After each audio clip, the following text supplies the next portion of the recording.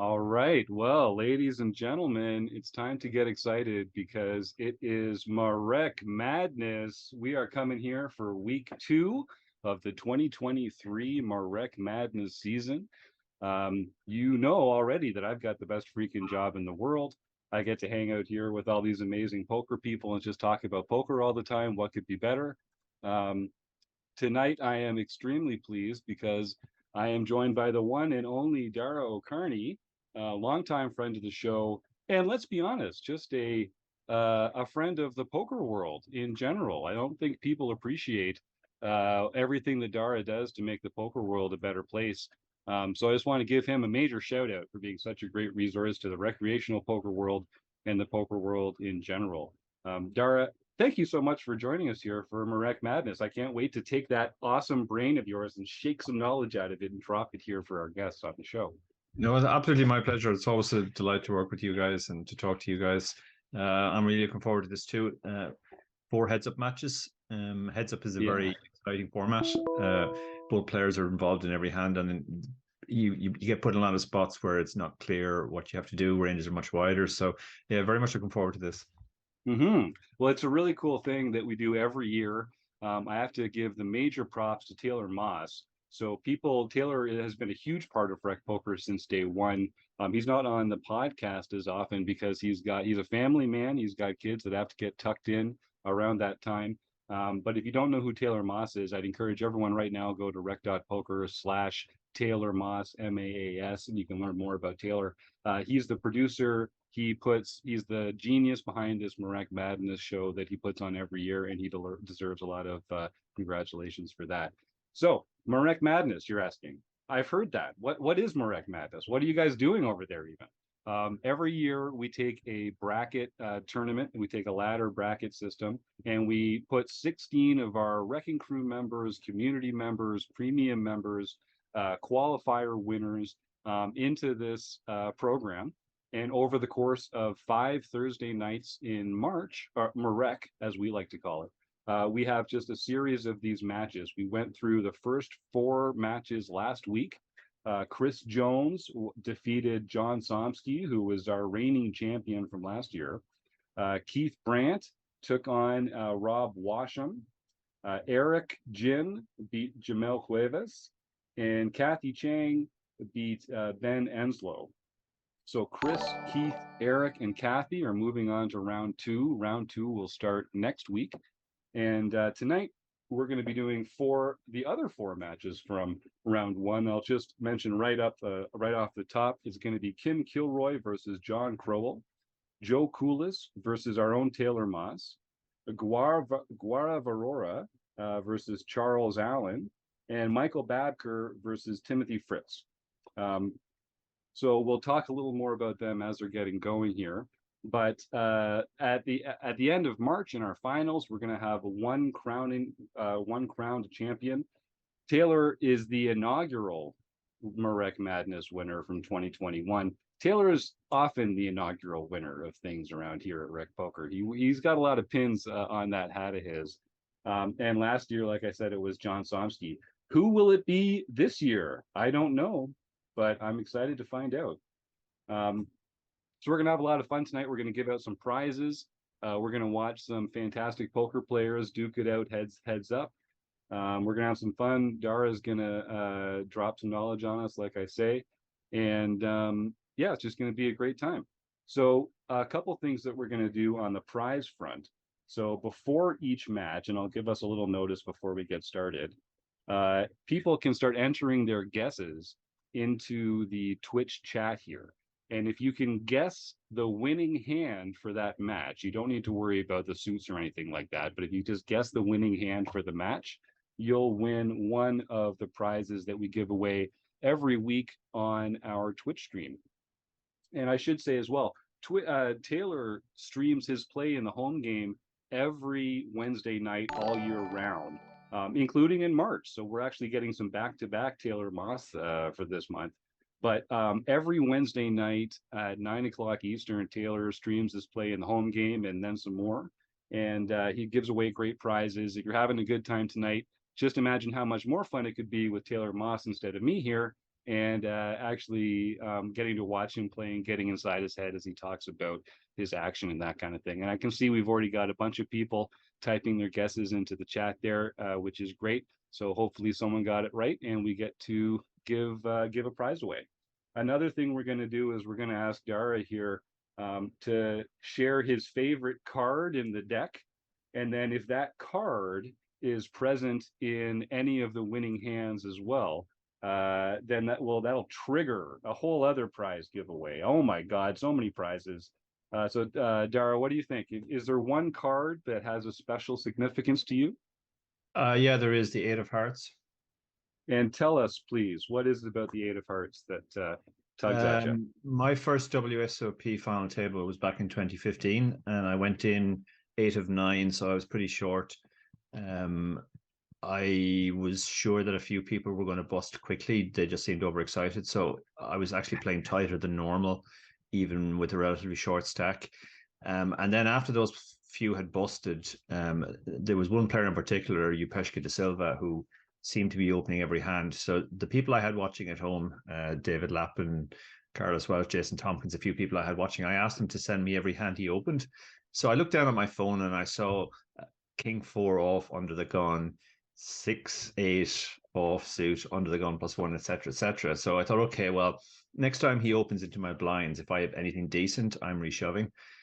So he opened. I looked down at 8-7 suit and decided that that was good enough. I stuck it in. He said ball sack, and then he thought for about 10 seconds, and then he said, "No, I have to call," and he called with the King Jack, and cards went over. We both missed the flop completely, so I was standing up, getting ready to bust in 5th or 6th or whatever it was, and then the Eight of Hearts magically came on the turn. So that's a very strong memory. I can imagine. And they even gave you a little sweat on the river there too, just to keep you interested, because you can't get too excited No, when no, you still get one to no. come. So the Eight of Hearts, there you go. And what else? That feels like it must have been a lifetime ago, really. What I know you've been working on a bunch of great stuff too. You got a new book out with Barry Carter, GTO Poker Simplified. We've just finished our book study recently, where we were doing a book study. Let me see. We've read the poker satellite strategy. We've read the PKO strategy. End game poker strategy. The ICM book was the subject of our book study recently. And tell us a little bit about GTO Poker Simplified and what was that? And why do you keep working with Barry? Like, does he have naked photos of you or something? Like, honestly, what's going on there? Yeah, no, Barry's a lot of fun to work with. The first book was actually his idea. He'd written a piece on poker books that hadn't been written yet but should be, and one of them was a book on satellites. So he actually came to me and said, "Why don't we do that?" So I did. It was a lot of fun, which is why we've kept going since. The reason for the latest one is people used to ask me to recommend books on GTO to them, and I used to always recommend a few books that I rate very highly. Modern Poker Theory by Michael Acevedo and Andrew Brokos's 2 books, Play Optimal Poker. But a lot of people will come back to me and say, yeah, I kind of get it, but I don't really. It's just a little bit over my head. So we thought there's actually a room for a sort of a book which actually explains GTO more fundamentally, rather than just assuming you know what game theory is and this is how it applies to poker. So that was very much the aim of the book. It's sort of meant as an introductory text to the other books. But yeah, the reaction's been really good. A lot of older players have come up to us and said, yeah, we heard about this GTO for years and we tried watching some videos and reading some stuff and we didn't really get it. And this is exactly what we needed. So I think the real reason I work with Barry is that if I can explain it to Barry, then I can explain it to the audience. He's essentially the placeholder for the audience. Yeah. Well, he's great. We've had him on the Rec Poker podcast as well. It's always a pleasure talking to you guys. You've got a great chemistry. You obviously have a lot of fun together, and I think you really just kind of speak each other's language, and you zig and zag well. So you're a great team, and I hope you keep it up. Although you must be running out of subjects in the poker world to write books about at this point.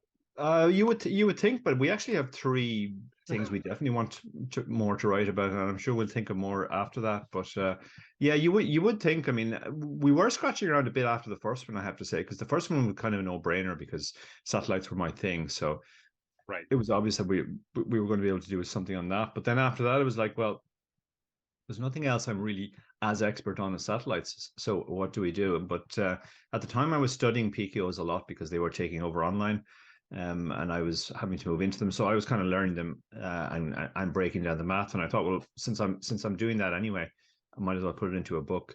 And that was where that one came from. And then ICM sort of, again, that was obviously something that I was particularly strong on, from satellites, but also sit and goes back in the day. And then GTO was kind of left field. We were actually going to do another book on ICM, on post flop ICM, but then we started talking about this idea that there were a lot of people who didn't really get GTO and but would like to have it made accessible to them in some way. So we actually got more excited by that idea, which is why that got bumped up the list. Nice. Well, take it from me. I host a podcast coming up on episode 470 or something. So there's a lot of material to cover in the poker world. I think There's there's a lot, yeah. don't worry. Don't worry about running out. We've got some great chat comments already here. No surprise that Chris Jones is choosing pocket fives as his favorite hand to make it to the winner. And High Hands, our man KL Cleaton, says, congratulations on getting Dara to stay up so late. I know. Dara, what's your secret? You're all the way across the pond here. Like it's 9 o'clock Eastern. What time is it even where you are right now? It's coming up to 2 a.m. To be honest, I would normally be up anyway because I do grind the night schedule on ACR normally. So yeah, this is kind of perfect for me actually because I did the bulk of my online session. I just skipped a few of the last games that I would typically reg with might run into this. But yeah, I wouldn't normally be going to sleep for 3 or 4 hours anyway. So Amazing. KL in the chat too.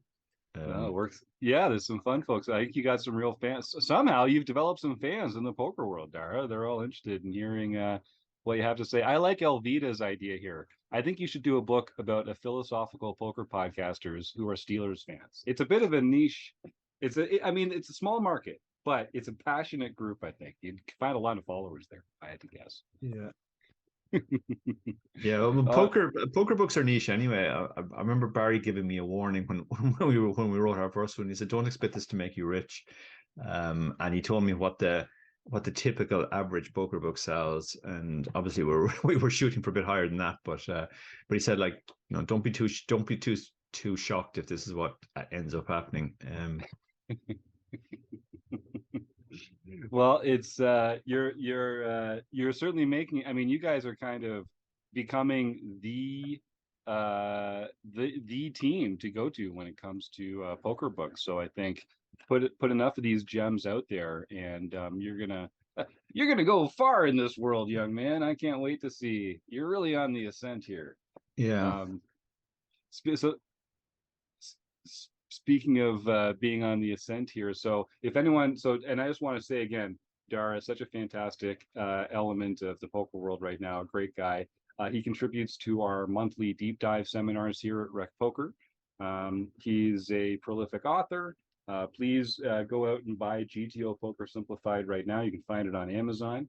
And Dara, last question: Are you planning on making it down to Vegas this summer? Do you have any travel plans in mind? Yeah. Yeah, 100% I'll be there. I won't go over the full thing. I don't really.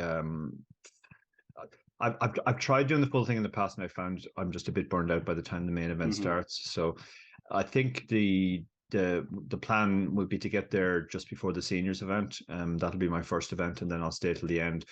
I might take a short couple of day break in before the main event. My son recently moved to San Francisco, so I might spend a few days with him and his wife, and then come back for the main event. Sounds lovely. Well, I'm hoping to be down there around end of June myself, so you'll have to let me put a glass of something cold in your hand if we get a chance to meet. Yeah, it was great to meet you last year. I remember we met you at the team event. Yeah, that was a great event. That'll be a fun one for folks again this year. All right, so I see we've got the bracket up. So if folks are interested in following along, you can go to www.rec.poker/MaREC, and you can see the bracket. There's a series of, it's probably too late now to get your own guesses in, but it shows our broadcasting schedule, some results from previous years and that kind of thing. As you can see from the graphic here, we've got 4 of the 8 round 1 matches already in the books. Chris beating John, Kathy beating Ben, Keith beating Rob, and Eric beating Jamel. And so we're going to get into the other 4 here. Okay, one more super funny chat comment here from Elvita. He bought your competitor's book, GTO Overcomplicated, and can't say that he recommends it. That's a good point. No, that's smart. You really want to go for the simplified version on a subject such as that. Yeah, I saw that comment. I had to laugh as well. Yeah, Yeah. I think we got lucky with the book title because the book title resonated with people. The idea that that's what they wanted, where we put very little thought into it. I was just adamant that we weren't going to call it GTO Poker Strategy. Because Barry's just doing that because of PokerStrategy.com, right? He finally cracked his code, some sort of right? endorsement deal with him. Yeah, the first 2 books that was more than enough. I love it. And if folks don't know, Elvita is Joe Coolis, who's one of our newest Wrecking Crew members and a fantastic addition to the team. So keep it up, Joe. Another one of our Wrecking Crew members is Kim Pet Vet Kilroy. So Kim is one of the competitors for the first match we're going to see tonight. Kim hosts a monthly hand history review session here for Rec Poker Premium members, and she's living the dream, traveling the world, and playing poker and having a great time doing it. And she's going to be playing against John Crowell. John's been a premium member at Rec Poker for about 1.5 years. He's been a fixture in the forums edition of the podcast, the book studies, and several of our other study groups. And it's been great to see him ascend as a player. So I can't wait to see how these two go at it. Personally speaking, so Dara, you don't really know these 2 players, so I'm not going to ask you. I know Kim. I know Kim pretty well. Oh yeah, well, she's always been a fan of the Irish Open as well. Yeah. She was actually at my table at a side event last year. I remember. Oh, fantastic. Well, do you have a prediction to get us started? Okay, I've no idea. John, I mean, Kim's a very strong player, so assuming John is at the mean, yes, which is all I can assume, given I know absolutely nothing about him. I'm going to predict Kim, and I'm actually going to predict Kim as well. I know them both. Kim's just been such a fantastic studier and player. She's got so much experience. She is a technician when it comes to ranges and bet sizes and that kind of thing. So I think she does have a bit of an edge coming into this one. But that's the great thing about heads-up matches. It could go any way. The ball is out there. What am I saying? The ball could bounce any way. I think we're gonna see a good battle here. All right, well then, again, folks, don't forget to put your guesses in the chat for what the winning hand will be. And then I think we can start rolling into the match here anytime. And here we go. All right, so starting it off here, and this is being played on Poker Now, which is a fantastic platform that's free. And anyone can go and sign up and use it here. It's a great way to play with your friends. And one thing that's great about it is it gives us this cards up God mode ability to observe the play. We use this in a lot of our training material here at Rec Poker. So we're getting started here. We're playing with a little over 70 big blinds. Looks like 75 big blinds each. So we've got a fair bit of depth here. And Dara, when these players probably don't have a lot of experience playing heads up against each other, if you're going in cold like this, let's just start real simple. Do you have like a mixed strategy for limping the small blind or opening the small blind, or do you have a preference for one or the other? What would you advise players to sort of start with as a default? I think when we're deep, as we are at the start, and by deep I mean 60 big blinds or more, it makes sense to just have a mostly raising strategy. I like the fact that Kim opened, raised a very weak hand there, 10-5 off. I think we should raise most hands. We probably want to mix it in some limps as well, but that's going to be mostly around the really weak stuff, and then we do it with the stronger stuff, just for balance as well. And then that gets us to play a position. Our opponent can make a lot of mistakes. They can overfold to the small raise. They cannot 3-bet us enough, which means we're always basically playing a bigger pot in position. So there's a lot of ways we can sort of take advantage of somebody's lack of experience heads up by adopting that strategy. But as we get shallower, it gets a bit trickier. Like when you get down to 20 big blinds, if you're raising very close to 100% of hands, you're allowing opponents to basically shove on you fairly wide and very profitably, because you'll be opening almost everything, but only a small percentage of that will be strong enough to call off. So you have to start mostly switching to a limping strategy at that point. And that's not the board you want to see when you're holding pocket eights. No. And so I think we're probably going to find a disciplined fold from John. Oh no, see, this is the problem playing against players like Kim, because we give them credit for bluffing all the time because they're excellent players. Yeah, I think eights was a particularly problematic hand there, because a lot of her bluffs would have an 8 in them. So we probably actually be better off calling with ace high there, which would at least block some of her value bets. And is that the idea of blocking in heads up matches? I feel like the ranges start so wide.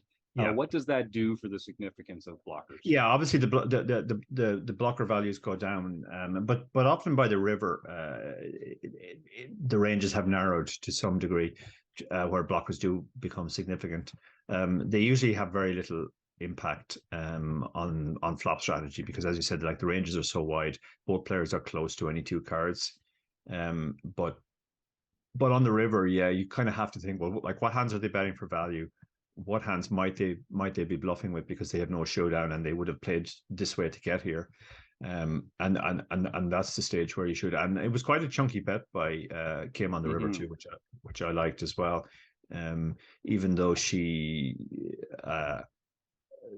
was behind any king, I think she recognized that her hand was good, and she went for value there. Yeah, I think it's a really good point. Ranges on the river are much narrower just because they've had all those other decision points along the way, and especially when it comes to betting ranges, you can kind of eliminate a lot of the in-between hands there. So yeah, that's a great point.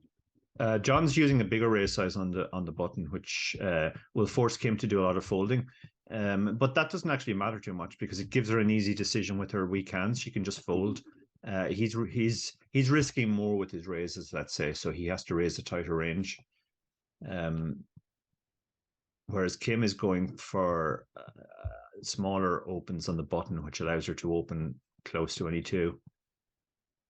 And is there is the stack depth much of a factor at that point when you get to heads up? I know a lot of our listeners are used to raising like 3x off deep stacks, then 2.5 off shorter for full ring games. But when you're heads up, does it matter as much? Not so much, no, because both ranges should be super wide. So typically, what the reason for opening at our size is that you're opening a wider range, a tighter range, and therefore you want to you want to get more value for that tighter range, let's say. But heads up, you should be opening a very wide range anyway, so small size makes sense. Yep, I like that. And we have an interesting on your top this pair, was flush draw. Limp from John and a raise from Kim, and it's a pretty good flop for our caller here, John. Yeah. Interesting check from Kim. She's out of position, so she probably recognizes that there's a lot of hands which connect with this board. Obviously, there's clubs give a flush draw, and then 8-7 is open ended.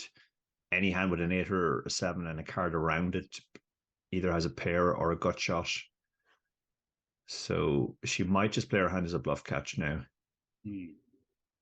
And when she raises over his limp, he has to expect that she's got a fair number of aces in that range. Yeah. So, well, he's going for it. He's saying, Yeah. "Get out of here, get out of the Yeah, I like spot." this. He's betting his equity here, but top pair is very, very strong hand heads up.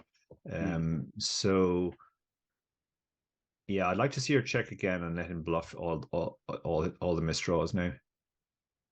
Obviously, 8-7's got there, but other stuff hasn't. But he gives up on it. Yeah, flush draws don't make particularly good bluffs because mostly you're hoping your opponent has a missed flush draw in that case. Hmm. Um, so yeah, he sized up on the turn. I think he got his answer there basically, that she almost certainly had the ace. And that is a great benefit of larger sizing, is that it does kind of, you can be more confident in your read when they do continue. As you said earlier, you've made an easier decision for them with a lot of their stronger hands. Yeah. He's certainly mixing it up though. We saw him limp the suited jack. We saw him Hmm. raise a stronger hand, and now with a sort of an ugly hand, but which is still likely to be a heads up. He's gone for a small size. They both have a pair here, but this is a very, very dry board.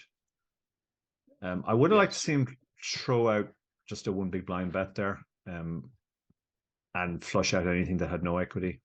Hmm. And we see that a lot on these monotone boards, right? The Yeah.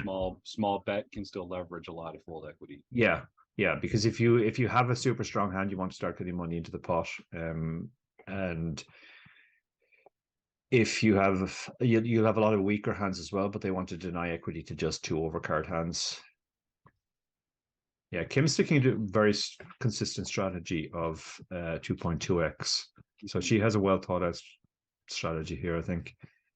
Yeah, Um, she's very, very studied, and like I say, a very technically sound player. She knows the ranges and the sizes um, you'd find in the textbook quite a lot for sure. She's very sharp. the ace high board very much favors her, even though she's opening very wide on the button. The fact that he didn't three bet, yeah. So a small bet here makes sense. Just Hmm. again, like that bet might not seem to achieve much because she was ahead, but he still had roughly 25% equity, so it's a good result to get the fold there. Yeah, and that's something I think in these heads up matches people struggle with a little bit when they've got like king high on an ace high board. It's a Yeah, pretty strong hand compared you're to still all the usually wider ahead. Yeah, ranges. yeah, absolutely. If your opponent started with an unpaired hand, which they will most of the time, and they're going to miss the flop 2/3 of the time. So king high figures to be the best hand well over half the time. Hmm. So they both have top pair here on a monotone board. He's gone for a bigger size. Uh, she's not going to fold to one bet though. As I said, top pair heads up even on scary boards is a very strong hand. Yeah, we'll see. John's thinking about it. I see when he's looking down at his keyboard like that, I feel like he's choosing a bet size. Yeah, this feels like it might be just a sort of an advanced blocker. He doesn't want to Mm. face a big bet on the river. So he makes a small bet on the turn, which is good strategy, but it will also keep her involved. Now, if he fires the third barrel, she has a tricky decision because This ticker obviously, will just count. Yeah, sorry. yeah. Oh, Oh, she's so actually she a leads. blocker herself. Yeah, Hmm.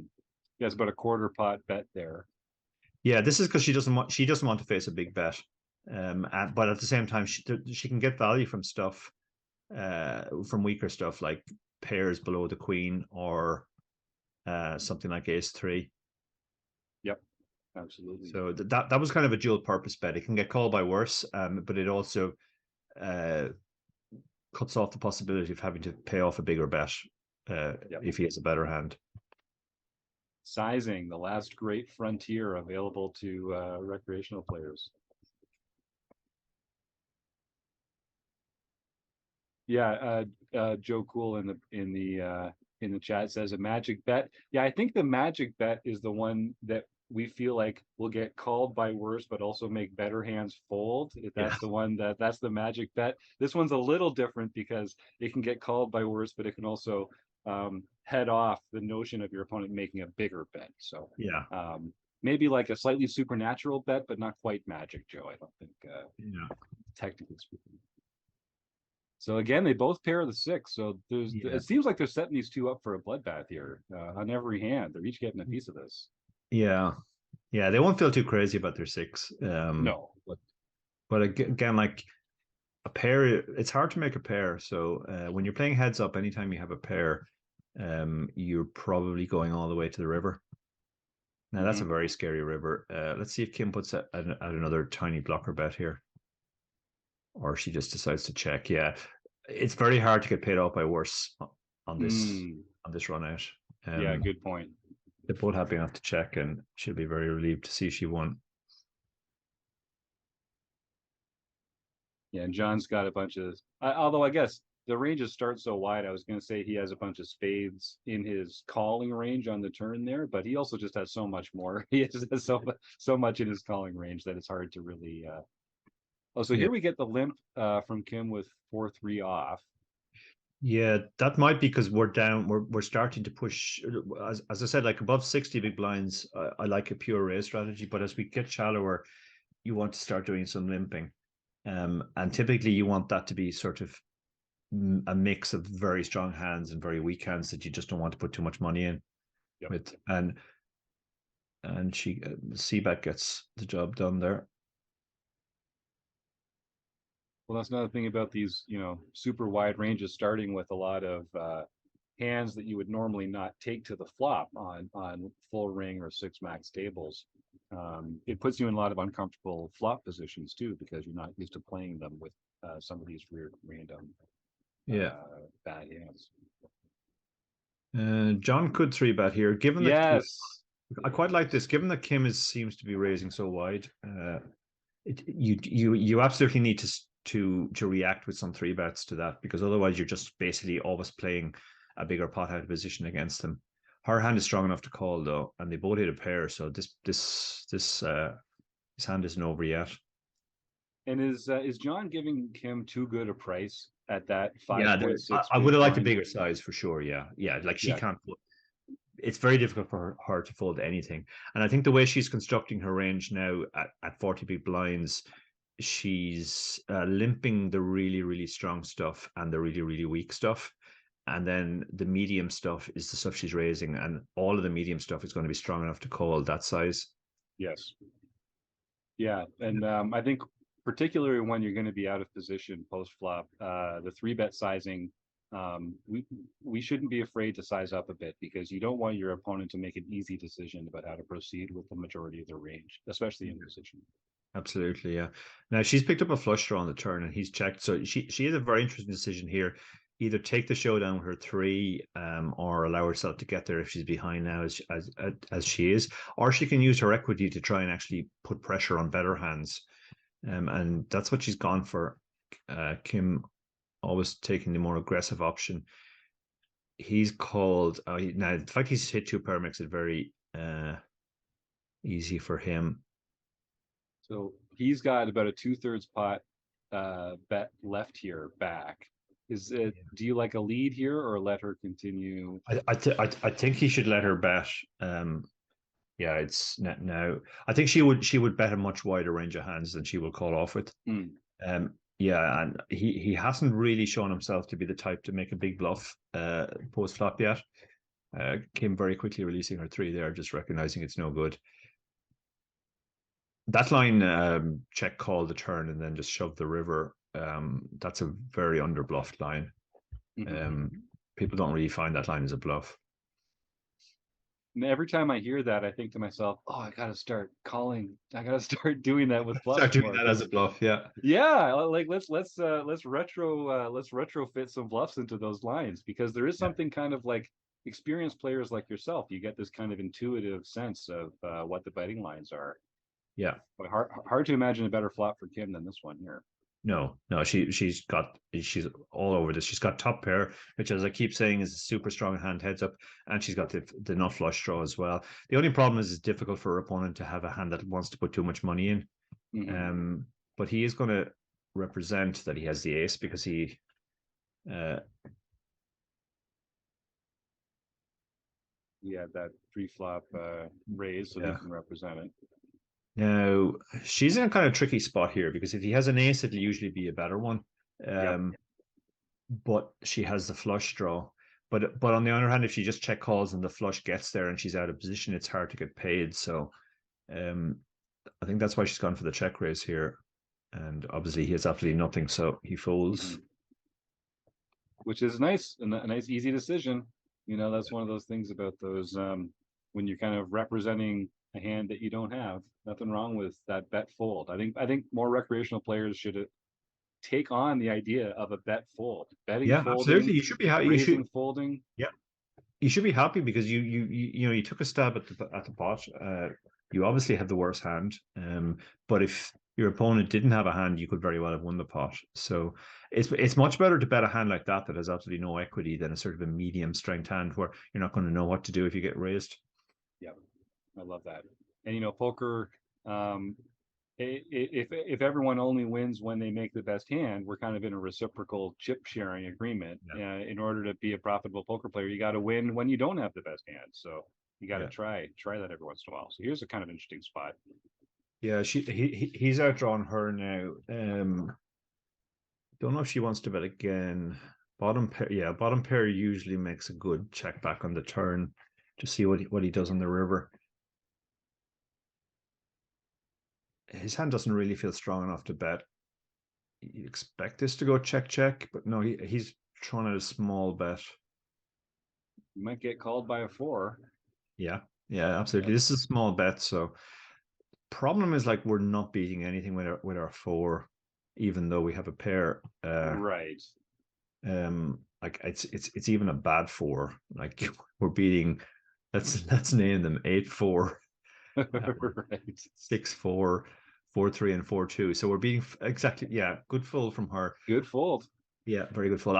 I think she is recognizing now that John is not the type to overbluff. So when he fires out those river bets, his biggest problem in the match, as I see it, is going to be getting his value bets paid off. We've already seen her fold pairs twice on the river. Yep. I love this comment from Chris Jones in the chat. He thought she might consider a raise there, turning that bottom pair into a raise. And I think when you see that small bet from John, that feels like marginal value. Maybe you could get him off a small pair like that. Yeah, absolutely. Yeah, I think raising is actually better than calling there. It really comes down to how often you think your opponent will fold. And we have seen John make a few disbelieving calls, so maybe that's why she didn't pull the trigger there. This is a good flop for her hand. She's got 2 overs and a gut shot, so it would be very consistent with her style to bet this. Yeah, well, she doesn't miss a spot to apply pressure. Yeah, no doubt. Yeah, this makes sense. Like she obviously, again, this will only fold out worse hands, but that's still a useful result. Yeah, you get to win 100% of the pot when you only had a little over half the equity. Yeah. So we'll see if John comes in with a raise or a limp here. Still plenty of depth. The effective stack has over 40 big blinds here, so no one's getting desperate or feeling rushed.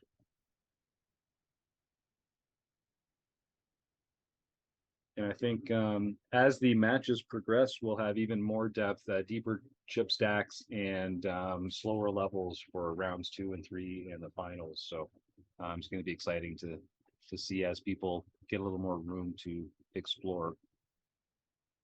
Yeah, Kim flops second pair here, which is very strong because he would have 3-bet most of his aces pre-flop, so she can't really be worried about the ace. So Dara, how important is it to kind of protect your calling range here instead of, because if you're 3-betting all your aces, then you kind of put yourself in a box here when you've Yeah. called and an ace comes out. How do you recommend players kind of think about ways to mitigate that?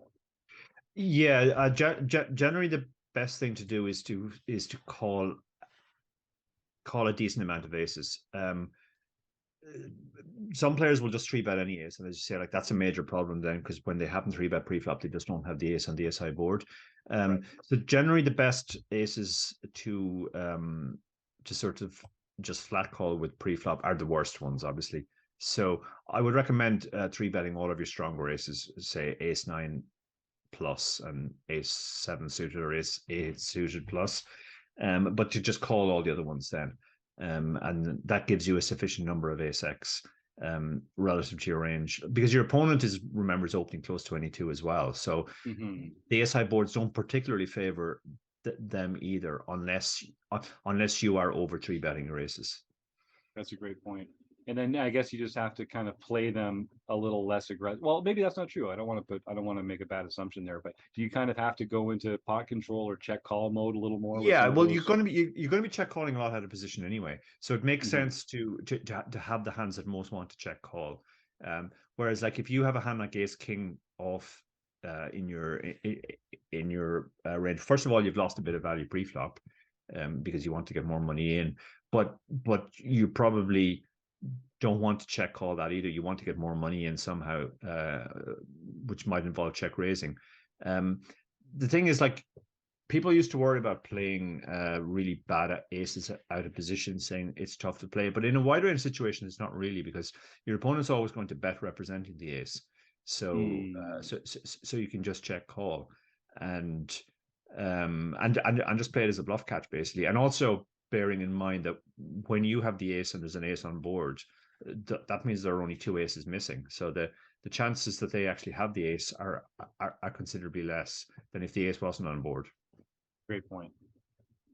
This one could get a little spicy. We got a suited king opening, and Kim's got ace queen offsuit, so you got Yeah. to figure this is going to be a value three Yeah, bet there, her and hand is she's strong enough to induce. Basically, she's hoping he shoves now. She's yes. quite happy to play for stacks. And I haven't been paying enough attention to the sizing of her three bets, but this does seem like larger than we saw earlier, um, or maybe it's just larger than John's. Yeah, Just larger than John's, I think. Yeah, yeah, yeah. yeah, yeah. Her size was fine there. She's got a terrible board for ace queen, Hmm. and he's actually hit a pair. This is going to connect a lot. Wow. Yeah, I think he missed a bet there. He really should have recognized that this was his board and he needed to bet, even though he had bottom pair to protect. Now on the ace, obviously things change considerably. Um, she might lead here, thinking that I think the reason for the lead there is she reckons that if he had absolutely nothing, he might have bet that board. Hmm. But his check behind range will have a lot of hands like the one he had, sort of weak pair. But it turns out he folded it anyway because he just recognized that she had too much ace X. Yep. And when you're in that position, people are three betting. Oh yeah, Chris says Kim's got the nuts. This is the one. Sorry, Chris. It can be the winning hand. It could actually be the winning hand. So Chris Jones is hoping that this is the last hand, so he can win a fantastic prize. Um, yeah, because I think when Kim three bets in that previous spot, yes, she's doing it with all the over pairs, but those combos are dominated by the number of overcard combos, Yeah, that's unpaired the thing. overcard Yeah, like combos. there's only six combinations of every pair, whereas there's 16 combinations of every unpaired hand. So it's just far more likely that it's an unpaired ace. Mhm. So So John, Kim has, so go ahead. yeah, Yeah, John is relatively shallow now, so he started limping, which I like.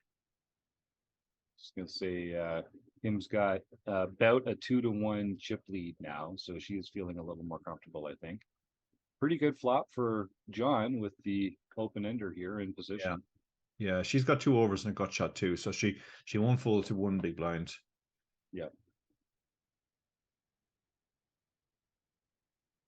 Generally, out of position, you just want to be check calling a lot. You don't really Right. want to bloat pots in spots where your opponent could literally have anything. Now, So this could be a bad card for Kim here. Yeah. yeah, she's gone for the lead here, which we've seen. She likes to take control when she hits herself. That's I think she's exploiting a couple of tendencies she thinks maybe John has, that he's not bluffing as much as Equilibrium, and that he's overfolding. Now when she gets raised, she'll probably well, actually, she has top pair here though. It's still very strong. Good, I pretty mean, good this would, kicker too, if you yeah, happen to have another one. this is not a hand you could ever fold against somebody playing an Equilibrium strategy. If she folds this, it'll purely because she just doesn't see John as a bluffer. Yeah, She's she doesn't. thinking about it. That's a huge fold. That's a sick fold. So let me ask you, let's look at John here for a second. So does John need to be bluff raising more and bluff betting more just because he's doing it Yeah, so infrequently that she's reading it as strength when it happens? yeah, absolutely. I mean, if you can get top pair to fold in that spot, like she's literally realistically only losing to a 4 or an unlikely 2 pair or set. So Yeah. like she's folding almost her entire range there. But she's doing it as an exploit, because she believes he's significantly under bluffing. Yeah, we got a comment in the chat from Jeff Cat, says Kim never folds to me. Ha ha ha. So yes, I think she's got a different image of you, Jeff. Yeah, very different image. Yeah. Yeah, she doesn't fold to me very often either. Yeah, I wonder why that is. Don't tell anyone, Dara. Don't You've tell actually got anyone. bluff in your name, Jim. Come on. I'm just leveling people, I swear. Yeah. Yeah.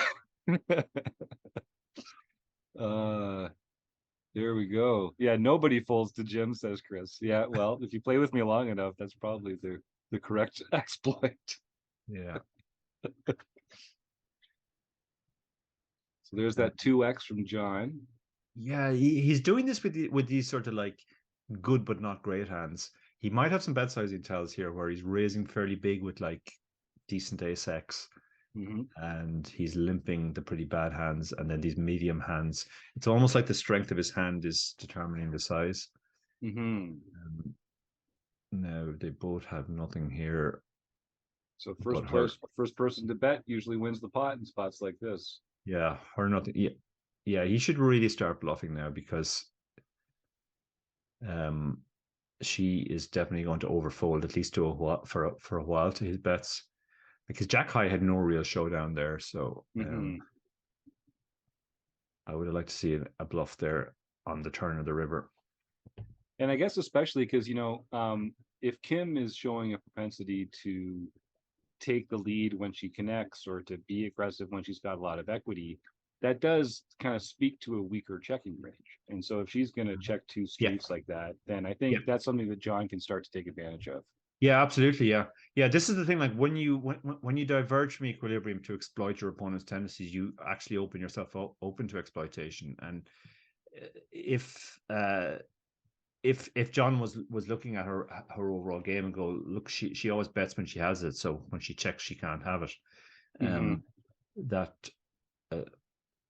okay? Is John going to call off here?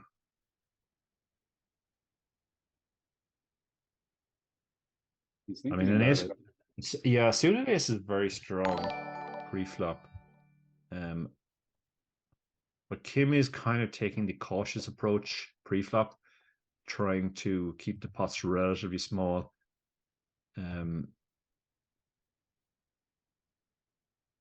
Particularly with a hand like that, I think she must recognize that she's dominating some of his opens with worse aces that he might decide to call.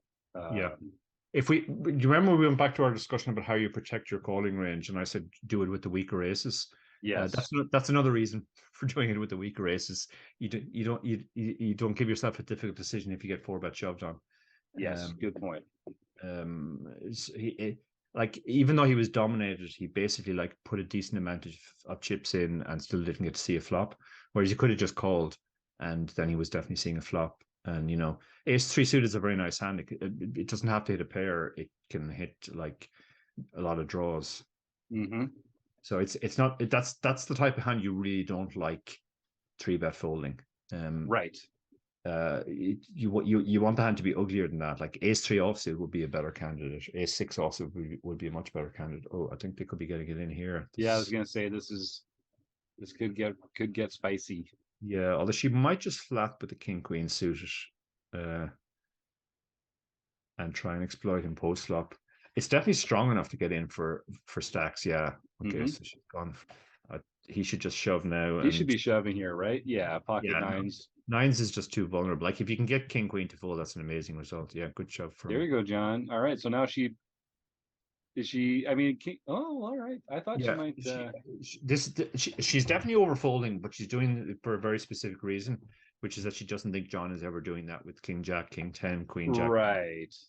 anything that. Whereas he has ace king and ace queen and all the pairs, and she probably feels that she can sort of chip him down gradually. Mm-hmm. So she can turn down some of those Yeah, high variance spots yeah, and that's a play like the small ball game. that's a spot where she's almost certainly flipping at best. Yeah. And if he wins the flip and then he pulls ahead, it's a completely different game. So she wants to maintain her lead, and just recognize that, as I said, like he's just never doing it with a hand that she's in great shape against. Mm-hmm. No, another little extra equity here for John. While John's thinking about how he's going to play this, I'll encourage our listeners, drop a subscription in there, support the stream, and help Taylor Moss grow the channel here. It's as easy as clicking a button, and we sure appreciate the support. Okay, well, that's a scary board for everybody. They both got king high, so do you think they're just going to try and get this to showdown? Is this a check a lot? Oh, John. So is this a value bet or a bluff? Do you think, Dar? I think this is. I don't want to face a big bet, so I'm going to try Mm, a small bet. We've seen him do this on the river before with these types of sort of medium hands. Now he might actually get called by worse here because king high is very strong. But mm-hmm. again, like Kim is going to ask herself. Oh, Kim has Oh, decided to there's this. bluff. Yeah. So this is exactly the point you were making earlier, that having seen him do this a few times on the river and show up with fairly marginal hands, she thinks this is just a small weak blocker, and probably puts him either on a pair or a better king, and she gets it to fold. So yeah, that's a great adjustment by Kim in game. Mm-hmm. Yeah, and full points to Chris Jones, who put that comment in the chat as well. That's as Dara says, when you can kind of get a reliable tell on the sizing of your opponent, if they're in that marginal strength Yeah. hand, then you should encourage that Yeah, the chance first to. few times you see those bets, you kind of don't know what they are. But then when they go to showdown and you see what a couple of them are, and you see that they're always that kind of weak hand that doesn't want to face a big bet, then you can start exploiting. And I think, John's making some good decisions here. I think it's just you're seeing what happens when you're playing against someone like Kim, who's very experienced and is very interested in the exploitative side of poker. Yeah, So she's really, I think when you start playing against better players like Kim here, you need to worry about defense as much as offense. And completely. by being unbalanced in certain directions, he's allowing her to make some more educated guesses to sort of be right more often, Yeah, and that's a problem. yeah. Like that's what GTO is very much sort of is mostly about defense, because people say, oh, well, you don't need to be balanced in the real world against real opponents, etc., etc. But if you're very unbalanced and people pick up on that, then you become really easy to exploit. So the Mm-hmm. whole idea of trying to have a GTO strategy is not to allow that to happen. We talked about the fact you have to be raising some aces and calling with some aces. The same is true of your draws. When you flop a draw, you can't always bet it, you can't always check call it. You have to mix it up so that your opponent can't get a single read. When you make that small bet on the river, it can't always be a weak marginal showdown hand that doesn't want to face a big bet. You have to mix in some bluffs. You have to mix in some really strong hands as well. Um, uh, the whole idea of exploitative poker is, if you have very obvious leaks, then that your opponents can identify, then they can exploit them. We got a question from Chris in the chat here. Going back to the king queen suited hand, if we know we're going to be exploitatively folding to a jam, is it better to call there than 3-bet?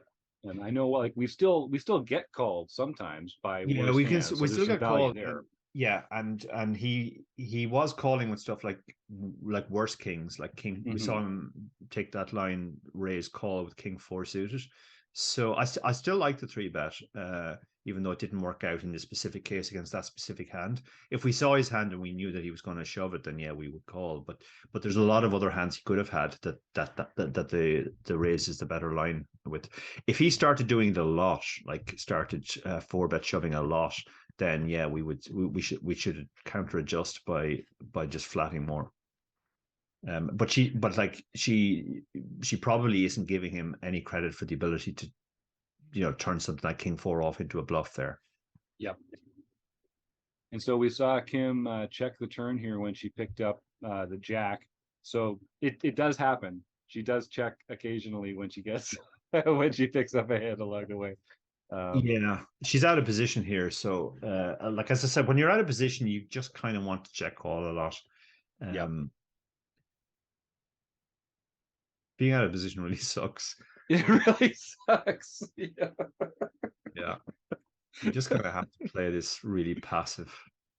Now he might not bet his hand here. Yeah, you can't really get called by worse there. Yeah, pretty thin. Yeah. Yeah, and that's another thing we talk about, like value targeting. I know that's something that John's been working on, value targeting as well. And I think that was a good moment for him to understand that not a lot of worse hands are available to call him at that point. Yeah. Now, tricky enough decision here with the ace-2 off. You could turn it into a light 3-bet, intending to fold to a 4-bet. But you can also just call. As I said, like the weaker aces make the best ace-x that just call. Now, her top pair is very strong here on this board. There are a lot of draws that he could have, which can pay off top pair. Oh wow, he's led at this. This is interesting. Yeah, I think he's seeing the board and saying, "Hey, that's a caller's board. Yeah, I can represent a hand this is here." new behavior from John. I like this way. It's obviously not going to work here, but okay. Yeah, Now she's she's gonna have a ton of. yeah. Sorry, go ahead. She's hoping he has a 7 or a 6 now, and he's going to stack off basically. Oh, I don't like the call. He's out of position. I mean, again, that's a very good card for his range, but Yeah, it does feel like a range play for John there. That we'll see if he can represent it here though, because this is the kind of run out you'd want if you had an actual calling hand there. yeah, It doesn't go for the lead. she's now trying to decide whether she can go for value or not, but she's obviously spooked by the check raise, not Yes. unsurprisingly, and then it got a terrible turn card and not a great river card either. So I guess his ace might be good there sometimes. I think maybe he was thinking by the time he got to the river, my ace might be good at showdown. But I think the action probably should indicate to him at that point that she's got yeah, one. I She's don't got think his Kim would idea. have got stubborn with a worse hand on the flop when she got check raised. She would have just folded unless she had a draw, and most of the draws got there. So in reality, his ace had almost no showdown on the river. Now he's very shallow. He's so shallow now that when she raised, he could have just shoved his ace 4. That was probably the best play. Now he has to play out of position, having missed. And is that like a 20 big blind? Is that the threshold that you start thinking about? Okay, now we should just be shoving some of these even not great aces. Yeah, absolutely. Yeah, particularly against someone like Kim, who's raising more than most people. Yeah. I think pretty much almost every ace is a shove, except maybe some of the stronger ones. You just want a 3-bet call. But your hand is nearly always ahead right now, but it's going to be very hard to play out of position. Yes. And listen, sometimes they're going to have a better hand and you're going to lose, right? Yeah, I mean, that's that's just and if part they of poker. yeah, that's poker. Yeah. At that stacked up, essentially, it's a cooler. If you have a dominated ace. I mean, listen, sometimes they're going to have a worse hand and you're still going to lose. There's nothing you can do about that. Yeah. Okay, so John limping and Kim just checking her really bad jack. So when John does limp now, do you think should he be representing ace high boards like this, or do you feel like he's kind of telegraphing the strength of his hand by limping? Oh, except maybe at the stack depth he's limping more aces. Yeah, I think if he had a worse hand, I'd like a bet. But the queen high actually has decent showdown. So oh, nice little bet from her in the end, just to try and get called by a Exactly what seven or happened there. something like that. Yeah. Yeah, he's getting whittled down now. She's continuing to raise because I think she recognizes two things. He's probably overfolding, and he's definitely not three betting enough.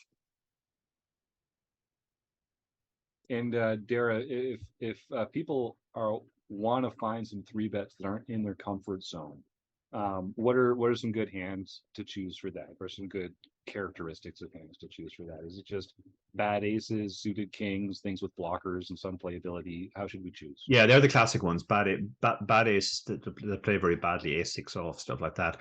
And then like your worst suited kings, king two suited, king three suited, etc. They have blocker qualities, and they have some playability if called. Um, you don't want to pick a hand like 6-2 off, which people used to do, because what happens if you get called, and Right. you are going to run into it more often because you don't have a blocker. So yeah, the two things are sort of blocker and some sort of semblance of playability. You can also use some very weak suited hands too, like Mm-hmm. Jack two suited. When I actually got heads up against Upeshka de Silva in that WSP final table we talked about, he was doing one play which completely bamboozled me, which is I was min raising the button and he was min clicking in the small blind out of, Oh, and I was like, what on earth is that? Like, first of all, I thought this must be nutted, but then it turned out it was mostly just crap like Jack two suited. Although, interestingly, he had a verbal tell. My friend Zach Elwood, who's written a lot of books about tells, yes. watched the entire match and then rewatched it after we adjourned overnight. Rewatched the entire footage and came back to me and said, you both started giving off tells heads up, or sorry, one specific tell. And Pesh's tell was when he was considering a small click three bet with a weak hand. He always asked me how much I was playing. Whereas every time he had an actual strong hand, he didn't ask that question. Oh, wow. Oh, that's better than the Oreos.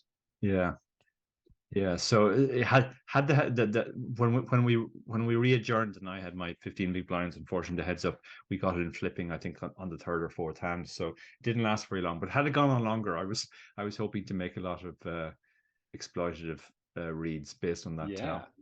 Oh, that's great. So John is super short now here. Kim will probably Yeah. just shove a race. Yeah, this makes sense. And John's just got to wait for the spot to shove now, right? Yeah, he's Can't got wait oh that god. long either. Yeah, it's horrible when you get stuff like 9-3. He's got to just fold this now, really. Like, yeah, there's no point in him putting the half a big blind because you'll just get shoved on a lot.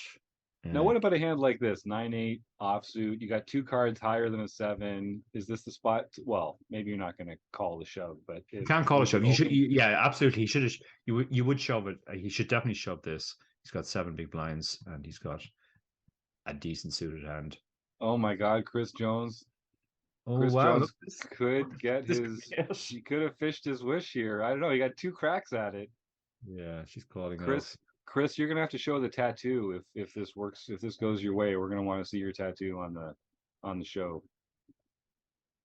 Oh, Oh, wait. They're yeah, okay. Life, close. life for John.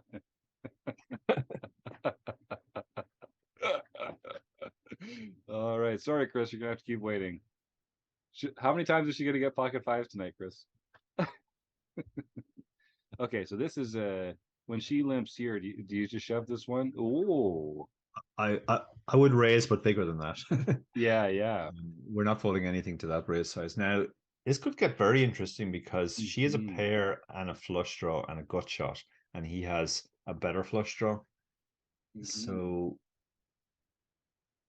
she has tons of equity here against anything. Like even if she runs into a set, she's not dead. So yeah, those are kind of my favorite hands. Just like drowning in equity, even if you don't have yeah. a lot of showdown value, that's a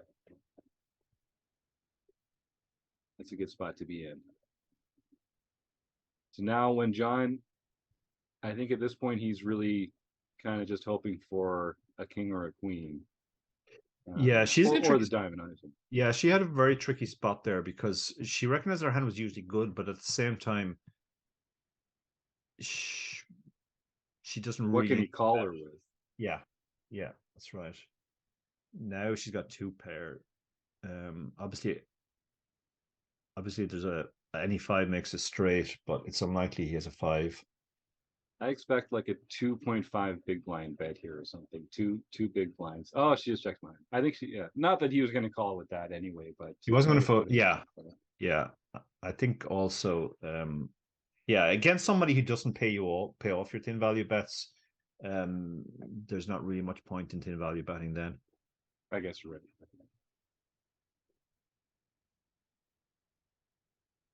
John just needs some hands on the short stack here. The guy's getting handcuffed by the wrong side of the deck.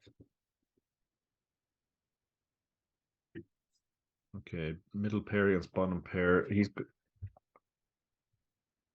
Oh, no, it's 8-2. He has it, or it's 3-2 for a minute. So yeah, middle pair is pretty strong. Has he just shoved here? Wow. Yeah, I think he put it in. Shoved 9.3 into 2.2. It gives her a very difficult decision here with her five. But it's hard. And we've kind of said that she's expecting him not to be bluffing too much. Do you think that means that she can give him credit for like a very strong hand here? Not necessarily, because if he had a very strong hand this shallow, he probably just wants to check raise all in. Yeah. It's a curious line, and I think that's why she's taking so long here. Even though she doesn't think he's bluffing, the question you have to ask yourself is like, is he overvaluing something worse, like a 2 or a worse 5? Or does he just have a flush draw and he's fed up now, or some kind of draw? Anyway, she's folded and she has no action on her jacks. That's totally tilting. Yeah, no kidding. But I love it. John's like holding on here. He's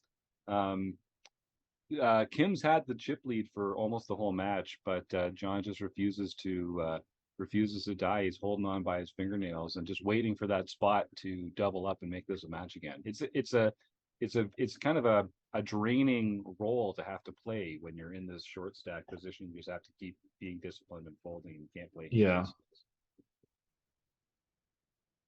Yeah, he's not sure. Wow, that's Queen 8's a well above average hand. So if you're folding Queen 8, you're folding over half the hand you're being dealt on the button. That's problematic. Like obviously, we saw she had a better hand, but yeah, with 10 big blinds, you definitely want to play Queen 8. It's just this is gonna happen. Like he's just gonna keep blinding down. Like she won that hand with a very weak hand because he's not willing to. He's waiting for something strong, but by the time he gets it, like even if he doubles up, he'll only be coming back to the point that he was at the start of this passage. Okay, 6-4 suited should be just going in here. It's just a ship here. Yeah. Yeah. But again, he's now he's overfolding, and it's a huge leak to overfold when you're this short, because you're just going to get shorter and shorter. She's going to just keep shoving anything that looks decent, and unless he finds a hand quick. Okay, he's found one now. Oh, there's one. Yeah. But again, she can overfold here. Yes. She's definitely folding 10-4. She might even fold stuff she's supposed to call like 10-9, just because he seems to be folding so much. That's a good point, because he really is not making these larger plays often enough to have a wide enough range to make it worth her calling, even with some of those middle strength hands. And she limped 10-8 here, and he wouldn't normally be limping when your opponent only has 5 big blinds, but she's kind of recognizing he's not willing to stick it in without a premium hand. So she gets to play 10-8 in position, unless he has a premium. And if he has a premium, he's going to let her know by shoving it, and she can just fold. So in that spot, when he had 7 big blinds or so, and we were talking about shoving 6-4 suited, is that an any2 spot, or what are some No, hands it's that? not. It's not any two, but it's like any two decent, really. To be honest, Yeah. you should actually be limping some really strong stuff too, trying to get thing. But you should be shoving like well over 56, 55, 60%, something like that. Like any queen should be shoved, really. Like queen 2 off is a shove, jack 6 off is a shove, because when you add in the equity you're going to have when you're called to the fold equity that you're having, and he's going to have even more fold equity because okay, they're in here. Well, And now he's got a couple outs left on the river, and there was one of them. 3, 4, 5, 6, 7. we've A all been in lot of heads different like ways. that where we seem to have to go down to the opposite felt, but they keep winning all ins. There you go, John. By hook or by crook, my friend. Any way to do it. Yeah, he's There's super, an but he's easy still fold. super short. Like this is the problem with the Yes. with these like, and again he's getting dealt junk. Like you can't even shove 6-2, but um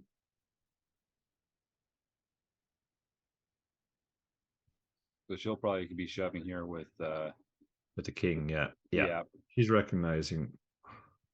I mean, I think this is probably a call. He's so I was short. gonna say it's pretty close, right? With Yeah. queen high.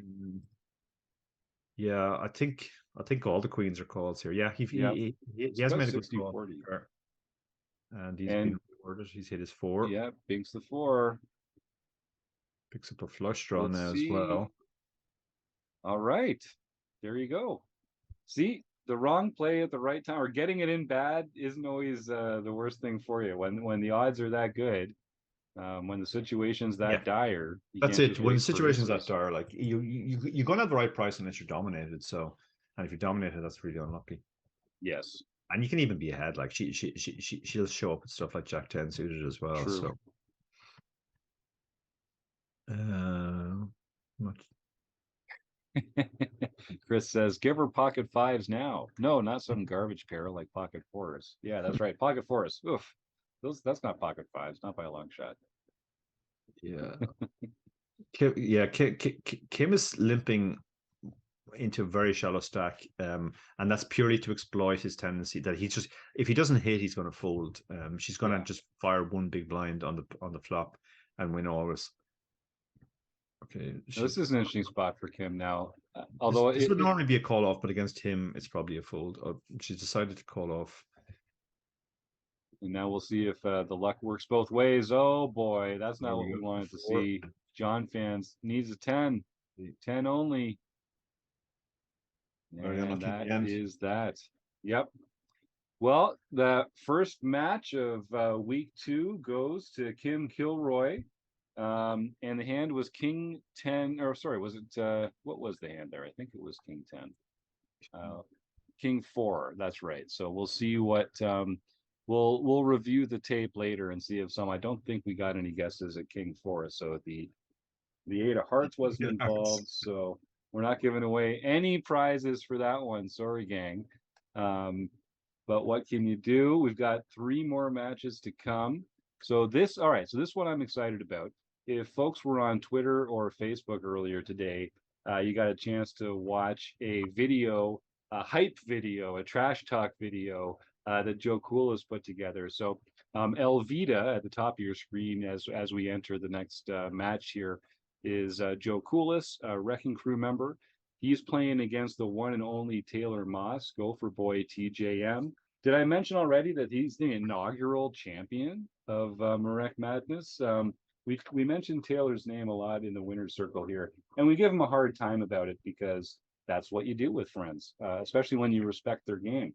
But Taylor is one of the more talented poker players on the crew, I think it's safe to say.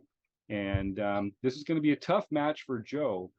Joe's an excellent player himself, but Taylor is just a phenomenal player, and he just knows how to pull that horseshoe out at like the worst, least convenient possible time ever, in my experience. So folks, start putting your I love this. Every time I mention Taylor being the inaugural winner, we get this comment from the chat from Chris saying asterisk tiny field. I mean, it wasn't, but no, not for March. Oh no, it was MaREC Madness. The first year we did it, I think it was only an 8-player bracket. So you are technically correct, Chris. And way to slide the knife in there, buddy. That was well done. Yeah, good question from our producer. How many Player of the Year titles does 5x5 have? Yeah, I'm not sure. We should get into that. We should go do some deep research and see, because Taylor's done pretty well in the winner's circle around here. All right, yeah, 5x5. Chris is really covering his bases. He wants the winning hand to be Ace of X with the 8 of Hearts. So he wants to win twice here using Dara's 8 of Hearts in combination there.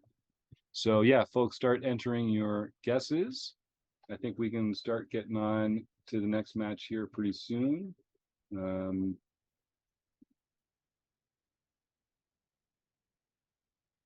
this will be a lot of fun. I haven't had a chance. I've been working with Joe as he's joined the wrecking crew. I haven't had a chance to play with him as much. This will be a bit of an education for me. So we're just about to get started here.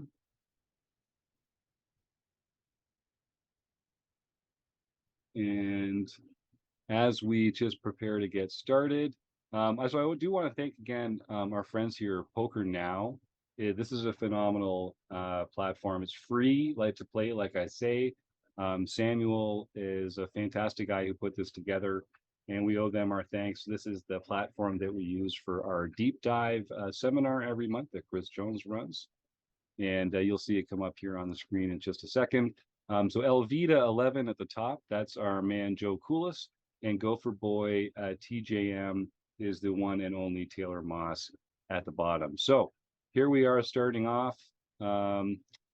Joe's got King 2 suited on the button, and Taylor's got 5-3 offsuit in the big blind.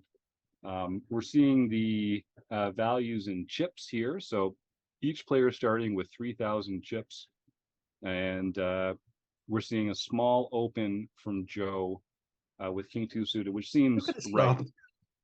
Yeah. Oh my God. Yeah, that's a pretty good. That's an above average flop for Taylor. Above average flop, and our opponent even has a pair. So so Taylor starts it slow with the check. You got to give him enough rope to hang himself here.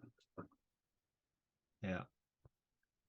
I like the check raise here. There's a lot of hands that can give us value here, like all the pairs, the draws, etc. And ace is an interesting card because that should favor the button. So you might see a lead. Yeah, okay, interesting. I like to check here because it's a bad card for the range. So you're hoping you check and he has the ace and he bets it. So when he doesn't, what do you think here? Is this your last chance to get value? Because if he doesn't have an ace, is he going to be betting? Is Elvita going to be betting if we check to him? I'm always stuck in spots like this. I don't think so.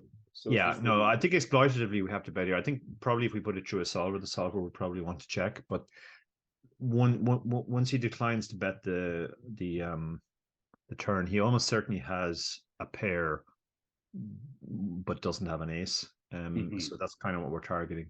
There was a flush draw on the board, and there was a lot of something like 7-5 was open ended as well. So we can make our hand look like a misdraw as well by betting the river big. Continue to get some nice comments in the chat here. Thanks, Jim Gibber, and yeah, cheers. Some good comments in there. Thanks, everybody. That's nice to hear. So Taylor is a very aggressive player too. He knows how to wrest every ounce of EV out of every combo out there. So he's not going to be turning down the opportunity to play many hands, I don't think, tonight, typically. Yeah, we've seen a limp here. So there again, presumably mixed strategy, mixing limps with raises, and this is a hand which certainly belongs in the limping range. Now the ace does favor.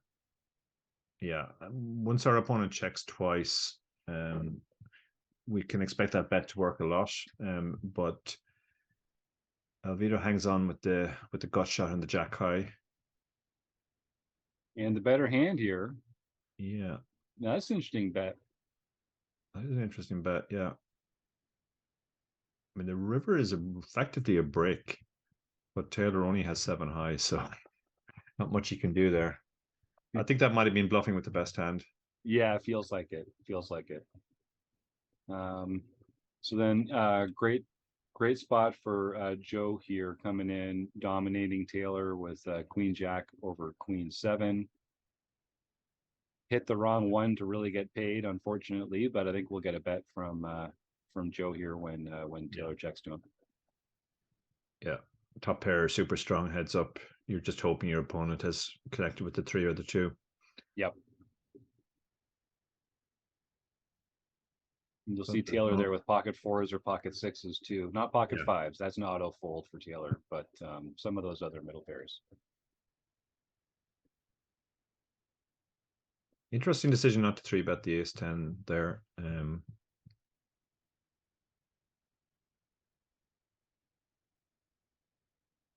King Yeah, high has Joe's a decent thoughtful player. He might be thinking that it's one of those not that it's one of those I call with this to protect my calling range. Yeah. And maybe it's just not realizing how wide the ranges are heads up, and so how much that promotes some of these aces to 3-bets that would normally be calls, just because when your continuing range is so wide, you have to kind of widen your 3-bet range too. Yeah.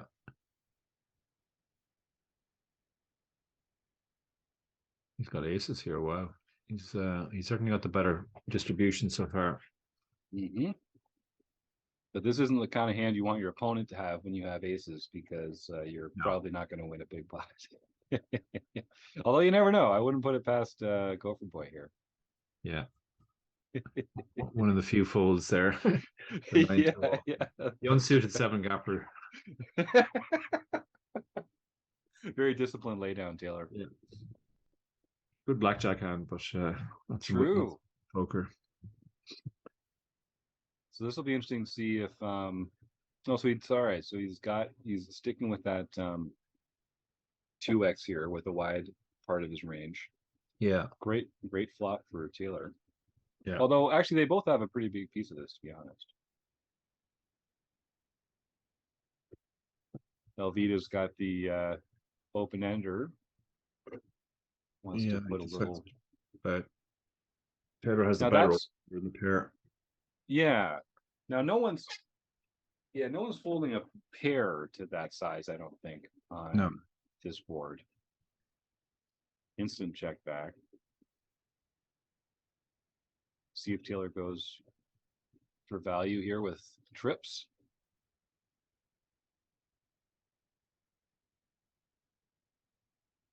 Yeah, we're targeting all the showdown hands now, like 10x and 9x. Yeah.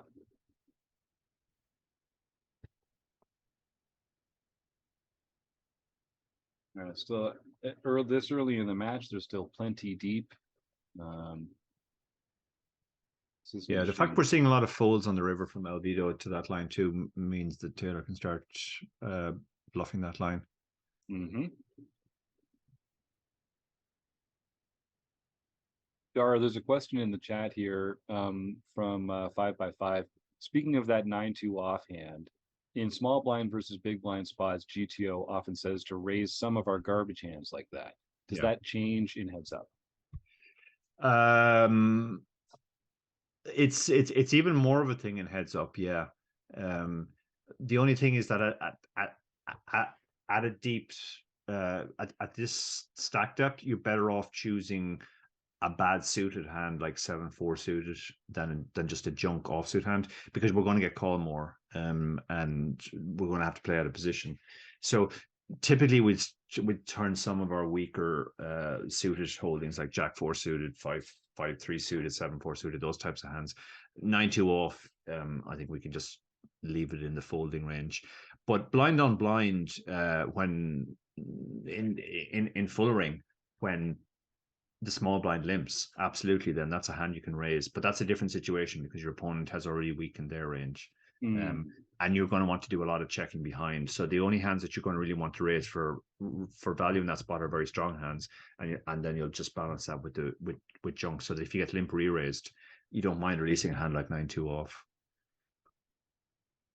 So we saw a great call on the river on that previous hand by Taylor with ace high, who sniffed out some bluffing capability from our man Joe here. And that's a pretty good board for Joe. I'm not surprised he takes that down open-ended with the nut flush draw.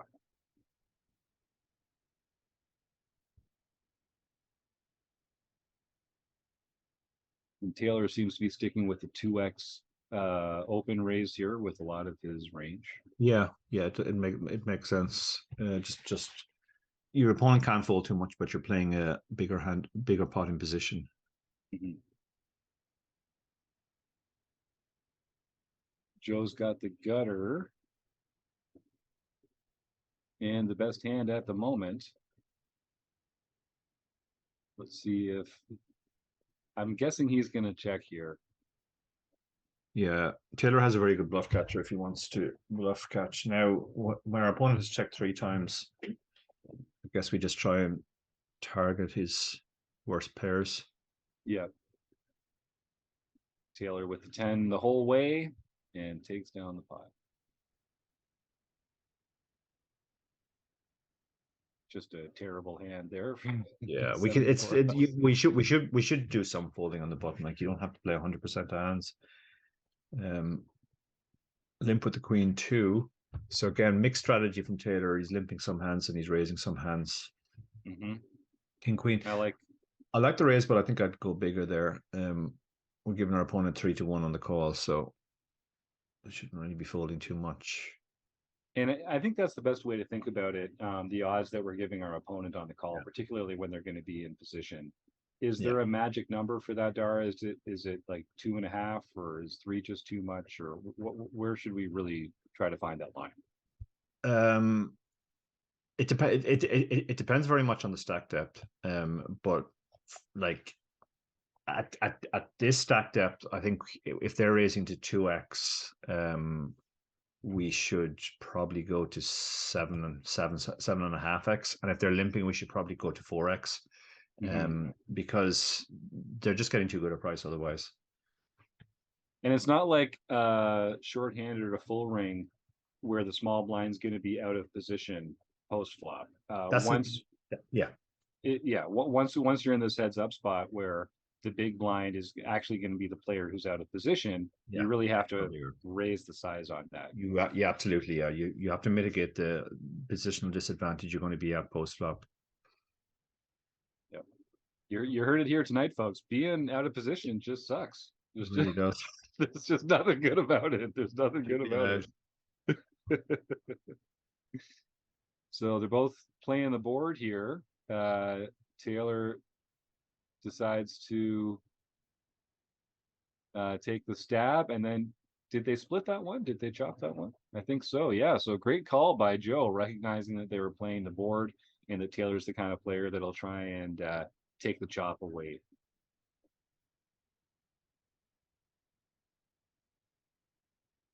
$2.5x here.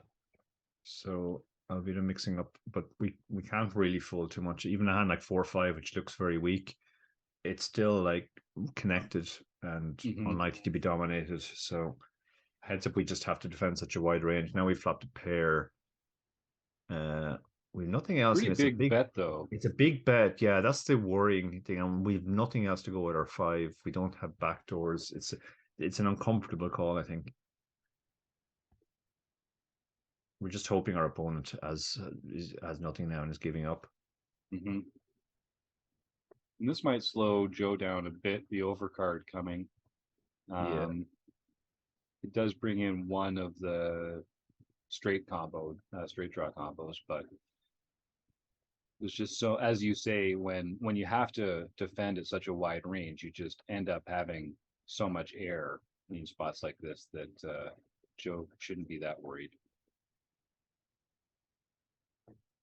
Half pot here, and Taylor finds the fold. Yeah, he had one of his worst calls on the flop. So once he faces the second barrel on the turn, it's a fairly easy give up. So you're using distribution there, Dara, to sort of decide with which hands to continue. Just Yeah, you should basically, you should have hands that give up on every street. So like any hand that is barely good enough to call the previous street is the obvious one to ditch unless it improves on the next street. and so here's a bigger sizing choice from Joe. When Taylor 2x's it, we see I like the Joe sizing bring it up. here. Yeah, but better sizing here. Now Taylor has a very nice hand, obviously, to defend. This is a pretty sexy hand heads up. It's going to also define itself on the flop. You know, on a flop like this, he knows he has absolutely nothing, so he can just fold. But he'll have a lot of flops where he not only has a pair, but he has some sort of draw as well. And Dara, how important is the suitedness of the hand like that, and relative to its connectedness? It's super important because it just means that there are more flops you can continue on. It's not so much that you're going to have the best hand at the river the extra percentage of the time. It's just that you're going to be able to call flop bets more often, and that puts a brake on your opponent's ability to bluff. The fact that you can call with hands that are just draws, but you'll also be doing that with your made hands. Obviously, means that you're going to be sort of intrinsically balanced on a lot of flops. So connectedness and suitedness are both super important because there's a lot of flops where they're going to be strong enough to call even though they don't have a pair. Yep. And the miracle card for Joe here gives him the straight. Taylor's got two pairs, so this could get ugly here. This could be ugly, yeah. Taylor did bet the flop when he got two pair. Yeah. He's sizing up here on the turn, which makes a lot of sense given the board. There's so many draws, so many worse hands can pay off here. What a river. 9. That's actually going to slow it down. This might save him. Yeah, he might not even value bet now. Still got 2. Yeah, you can target King X and Queen X. And just hope that the 9 isn't the X. Yeah, it's a tricky spot. He's going for relatively thin value here. I think when we bet the size, we can probably just fold to a check raise as well. Mm-hmm. And we have to check raise here from Joe, I think. Right? Oh yeah. I mean, we've got the second nuts effect. I mean, Ace 10 is the only thing that beats us. So, and if he has Ace 10, we can. It's just a cooler, yeah. And what do you think about the sizing there, Dara? It's a little less than, it's like 3.5x or so. Yeah, we're trying to get called by obviously something worse than a straight. So that's going to be 2 pair or a set. Jack 9 or something like that. Yeah, again, we're kind of back to blockers. Like Jack 9 is probably the best 2 pair to call with because it's blocking more of the 10x. Yes. It's a tricky spot now. Like I don't think we're beating any value at this point. It's difficult to imagine he does this with 9-4. But yeah, it's a super tricky spot. Like it really comes down to what you think your opponent's bluffing frequency there is. If a player is capable of turning something into a bluff. You know, check raise bluffs on the river are typically 1 pair hands that can win if it goes check, but have very little showdown if your opponent bets. But you kind of use the blocker property of your pair. And, you know, if you had a hand like a jack, that would make a good bluff check raise on the river, I think. Blocking Jack 10, but I like that little heuristic there. The good river check raises are 1 pair hands that often win if it goes check. Yeah. If you're listening, folks, write that one down. There's a little Daraism. Put it in your notebook.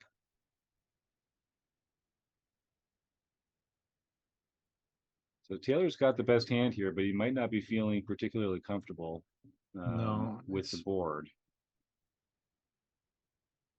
And it's going to be hard to get called by worse, so I'm not surprised to see a check there. Yeah, check makes sense there, and give yourself a decision if your opponent decides to bet again, which really comes down to their bluffing frequency. And so Another monster for Joe here. yeah, Joe's got a significant lead now. Taylor is down in the sub 20 big blind zone, where you're kind of limited in what you can do. Mm-hmm.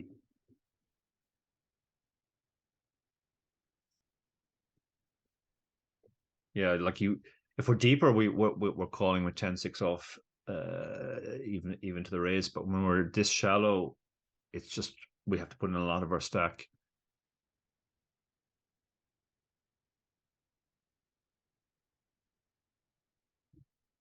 It's interesting. Typically, you'd think that was kind of the Taylor's flop here, but Yeah, Joe's actually got the better of it. yeah. Taylor's got some prospects here again. Like you'd like to be deeper here. Mm-hmm. He's got lots of backdoors and he's got 2 overcards as well. Yeah, so he's basically using his equity here to bluff. Now he's picked up a gut shot, and the 3 is potentially a scary card because a lot of his check raises might have a 6 in them on the flop. Mm-hmm. Checks to see what his opponent does. Awkward spot for Joe. Yeah, and now Taylor has absolutely no showdown now. So the only decision now is whether you think you can get your opponent to fold something. Yep. Something better I than your mean, 10, you've right? got a little over a pot size bet here. If you shove, that's going to express a lot of strength. Yeah, but then your opponent, there's absolutely nothing to stop your opponent having the flush or having the 6. So Right. a scary spot. Okay, so now Taylor down to 11, 12 big blinds and limping the ace. They both have a piece of it in heads up land. Yeah, yeah. Good shot for Joe, and bottom pair and some backdoors. Taylor.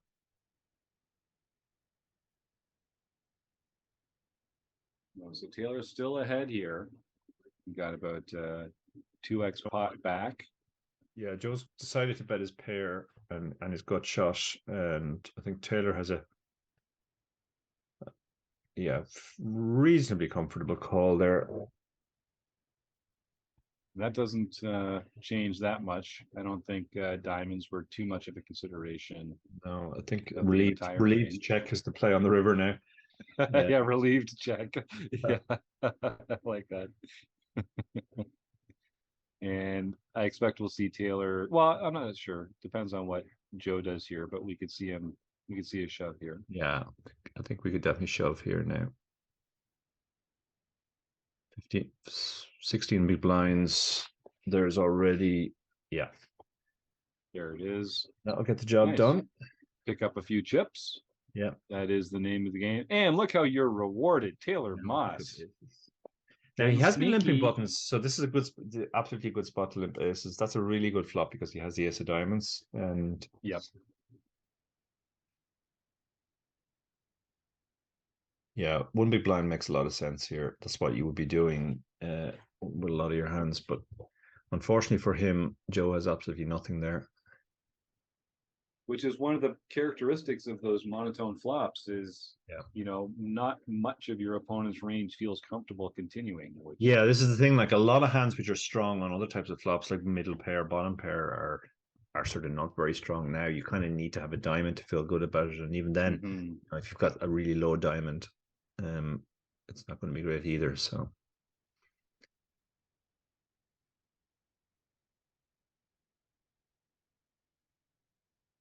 Just a pretty nasty board here. Joe's got the flush draw and ace high.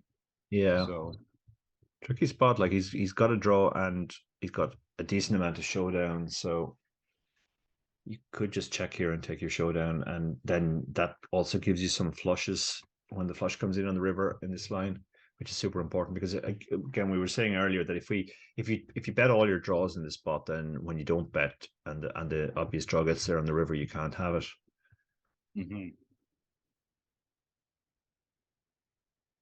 Yeah, Taylor's really been limping a lot. And I think for Taylor, it has 100% to do with stack depth. He just Yeah. knows once you get down to this point, you should be limping a lot more of your range. Yeah, you just give yourself more playability. You can limp a super wide range of hands, and Taylor's also really comfortable playing post flop. He's a very experienced player, and I think against most of the players that he's going to be playing against, he's just going to have a little more comfort post flop. He's going to make fewer mistakes or smaller mistakes than his opponents, and that gives him the confidence to get there with a wide range of hands.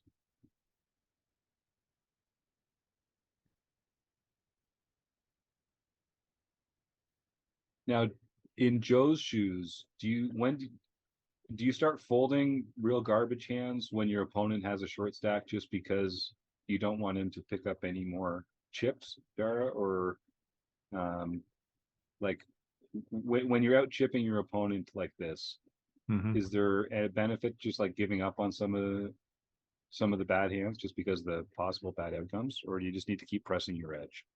I think you can keep pressing because your opponent. It's a tricky stack size for your opponent too. I think the limping strategy is super effective when your opponent has that kind of stack, because when you just limp, you don't give them a great risk to reward on a shove. So I think you can limp almost everything.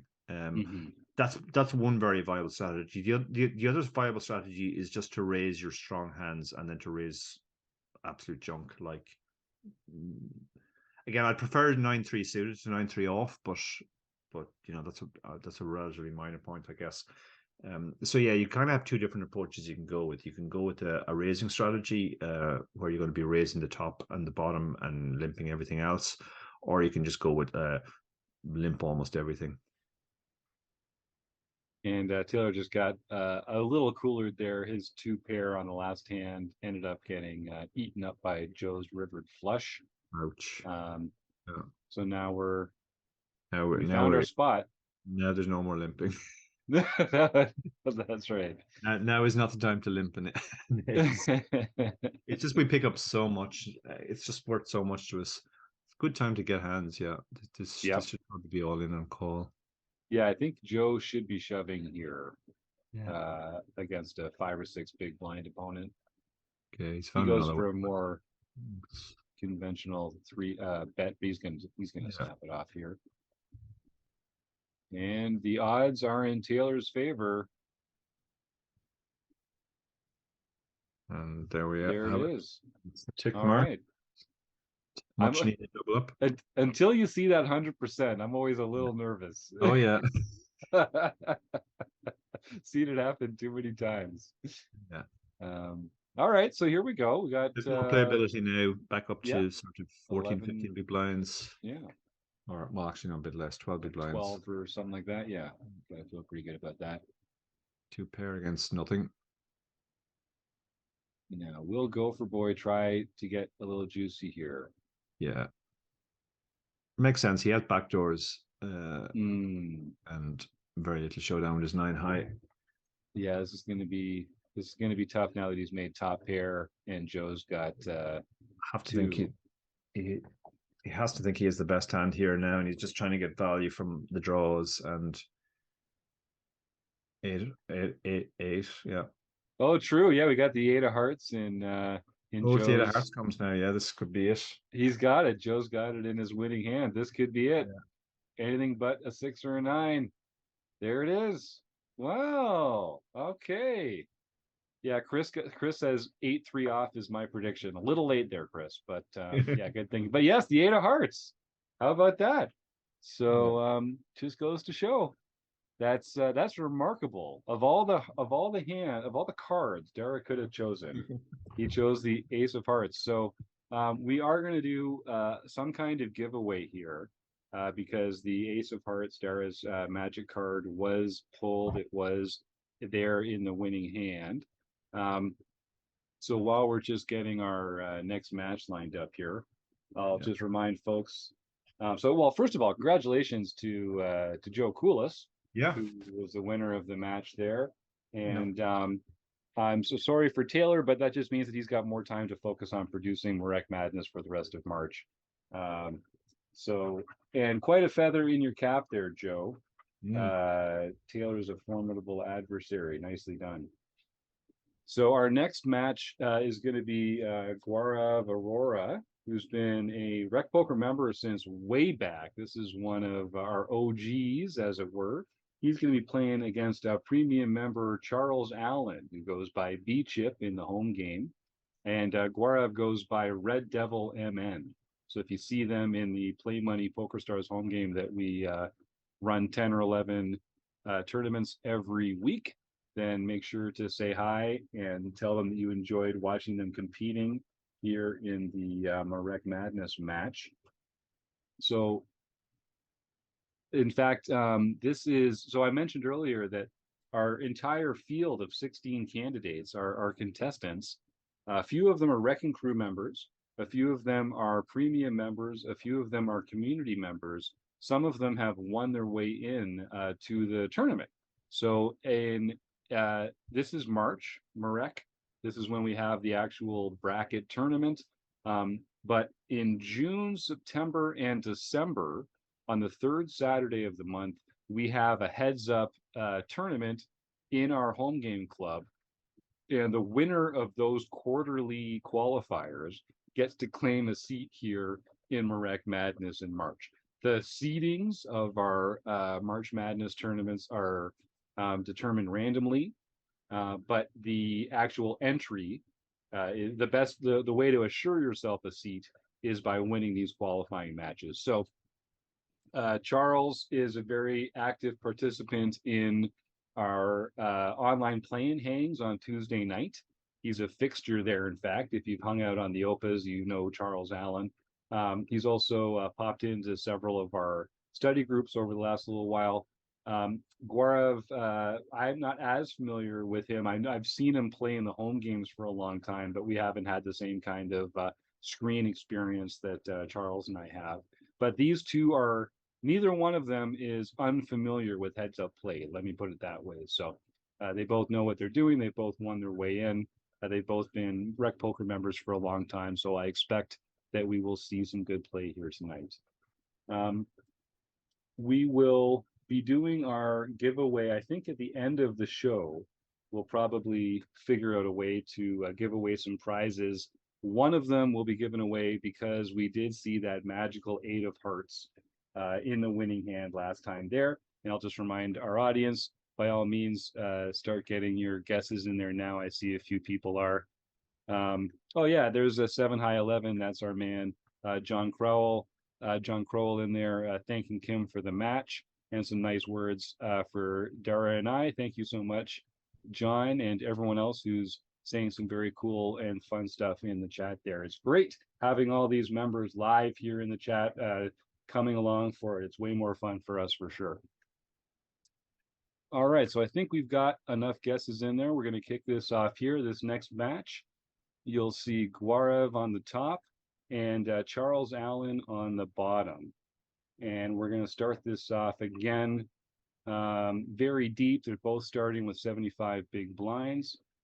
And we begin with Charles with 10-9 offsuit on the button, and Gaurav with Queen 2 suited in the big blind. And already we see a few fireworks with top pair versus second pair and some backdoors aplenty. So this should be gut shot for Charles as well. He's going to feel very good about this flop. Second pair is a very strong heads up, obviously, but he's got the gut shot as well. Mm-hmm. And Gaurav playing very slow with the top pair here. I guess a flush draw did come in, so that might slow him up a little bit. Dara, I find like when we start with these super wide ranges, it feels like the typical things like the flush draws, the straight draws, they don't make up as big a portion of our range as they would under certain circumstances. So does that mean that we should be like less afraid of them when they come in? Yeah, we should. We absolutely should be less afraid of them. Yeah, because the ranges are so wide. I think it's one of the mistakes players often make when they're playing heads up. They just fear the draws too much. But you know, the reality is the draws make up a tiny part of the range. Chances of your opponent starting with 2 cards of the same suit are it's going to be less than 25% of the time, and the chances that it's the suit on board, which is relevant, is again at 25% or so. It's two somewhat unlikely events, and yet people do put flush draws in there a lot. It's a lot different from full ring, where suited hands will make up a bigger proportion of the ranges. Often when you look at the grid, like it looks like half the hands are suited because everything above the pair is suited and everything below the pair diagonal is unsuited. But you have to remember there's 3 times as many combinations of every unsuited thing as there are the suited ones. So actually, if it was drawn to scale, the suited part would be a much smaller part of the diagram. So, and yeah, as you said, like heads up, because the ranges are so wide, you just straight draws are also unlikely. But like, if a 4-liner comes in, for example, then yeah, your opponent only needs one, or a 4 flush. It's they're going to have the flush almost half the time. But when it's just 3 to a flush, the chance of them having been dealt those cards pre-flop are not much higher than 5%. And it's just a function of having the ability to fold a lot of those other combos by being more selective of your hand range pre-flop. I mean, it follows very naturally. Dara, I've never seen a sort of scale version of the grid, but that might be something that's very visually helpful to people that are learning the game. Because have you seen it somewhere? No, I haven't seen it. It's something I point out to particularly to beginners a lot, because often when they're thinking in terms of the grid, they think half the grid is the suited stuff, but it really isn't. It's like the famous London Underground. The tube map, which is absolutely not to scale. You have places that look miles apart on the map that are actually quite close to each other, and other places that look quite close that aren't close. But it's a very good schematic, and the grid is a really good schematic representation of ranges. But that is the one weakness of it, that it does overemphasize the suited hands. Well, when I see that infographic in your next book, I want at least a shout out in the thank you acknowledgments. I'm not looking for any royalties, but I think seriously though, I think that's a really good idea, because intuitively, when people come to the game, they're not thinking about combos. They're not thinking about combo counts. They're not thinking about the proportion of the range that the offsuit cards make. Yeah. But it's huge. When I do database analysis for clients and that kind of thing, people are blown away at how much of their range is made up by offsuit Broadway. I tell them, like, absolutely, 20% of your entire range is offsuit Broadway. That's the thing, like you just have to put a few, like you can have a range which is has lots of pairs and like tens plus, but there's only 6 combos of tens, jacks, queens, kings, and aces each, so that's 30. And if you have ace king and ace queen in there, that's 32. So you would think, okay, well, there's 5 pairs and only 2 unpaired hands, but actually the unpaired hands still make up over half the range. That's one of the things I actually chuckled about when you're getting people to predict winning hands. Like, I would always pick an unpaired hand, purely because it's 3 times more likely combinatorically than a paired hand. Great point. So I see Charles is starting off with the 2x standard opening size, and then Gaurav is not afraid to mix up his 3 bets here. We see coming in with Jack 7 suited. Again, my question is the sizing. It does feel like he's not really putting Charles to enough of a decision by raising to 5 big blinds over 2. Yeah, that's it. Just too much of the range is getting the price to call. They're about 50 blinds deep here. I think 70, or 60 effective, yes. Yeah, like we probably want to be going to 7x, just so that more hands have to fold, and we define the ranges better. And there's a knock-on effect from that. Like, I think people don't appreciate how important it is to not what am I trying to say? To have the proper sizing when it comes to 3 bets in particular, because one of the great things about 3 bets is that it does define your opponent's range, and if you're not doing that, then you're kind of removing one of the positive elements of the play that you've chosen to. Yeah, I think people used to get away with it back in the old days when it was considered to be a donkey play to call a 3 bet, right, and didn't really matter what the 3-bet size was. People just overfolded to it. But now I think players are sufficiently studied in these spots to know that if it's a small 3-bet and they're getting well over 2-1, they should be calling almost everything. Well, it's been going Charles's way so far, and with pocket aces, unless Guarav has a 10, I think he's got to be feeling pretty good about it here. Puts out a half pot bet, and we get the call from Guarav. We might just be playing a little let's see what happens game here. He can certainly have some 10s. Yeah.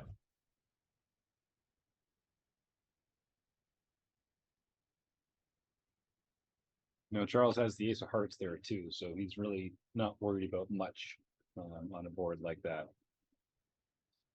And boom, just like that, we're in 8 hands in, and Charles has a 2-1 chip lead. So we're gonna need Guarav to turn things around a little bit here. Well, Charles just keeps getting slammed with the right side of the deck.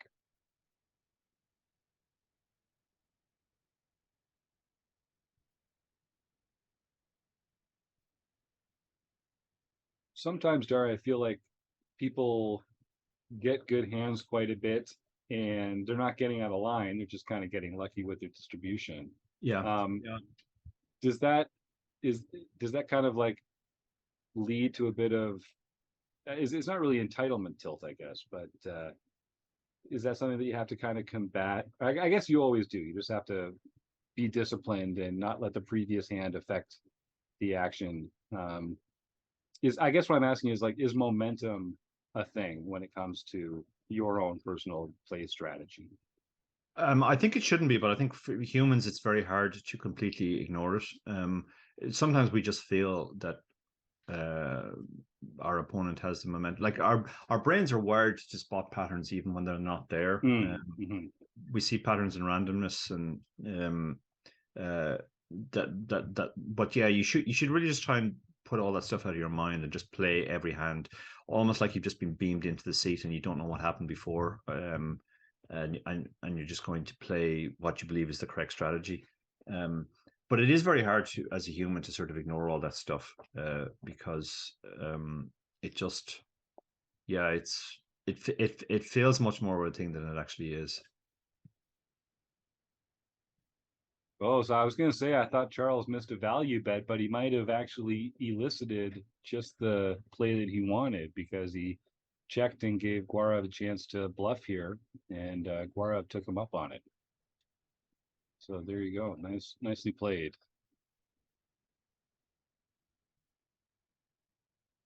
Still tons of room though, and if you're Guarav, it's too early to get flustered and nervous and desperate. You still got 30 big blinds here, which is a ton of room. Lots of opportunities to get good hands and build some chips. Not with that kind of a run out though. Charles spiking bottom set, and now Guarav's got a flush draw, which does feel like a monster based on the kind of hands that he's been getting so far tonight. I think we might be thinking about getting a frisky here. Small raise. Yeah, he's got the flush draw working for him as well. Yeah, he's got the pair at 6, but he needs that spade. Yeah. And here it comes. Let's see. Bring the river. Doesn't come. Well, we've seen a few different matches tonight. That one, it was short. I won't say it was sweet. Certainly for Guara, if it wasn't sweet, but Charles Allen gets to come through with the win.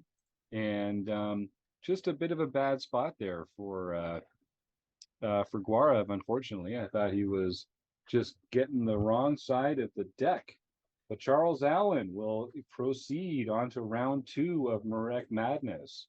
And so we'll get to catch him in his next matchup next week, which is pretty exciting. So, and if we take a look, you can kind of see the bracket here. You can look ahead a little bit and see who our opponents are going to be playing. So Charles, near the bottom of your screen there, by winning against Guarav, he'll proceed. He'll be playing against Eric Jin next week. Keith will be playing against Joe Koulis. Kim Kilroy will be playing against Chris Jones. That's going to be a fantastic match. You don't want to miss that.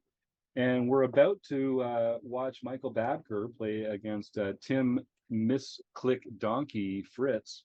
So this one's going to be great. So a bit of information about these two players that you're about to see.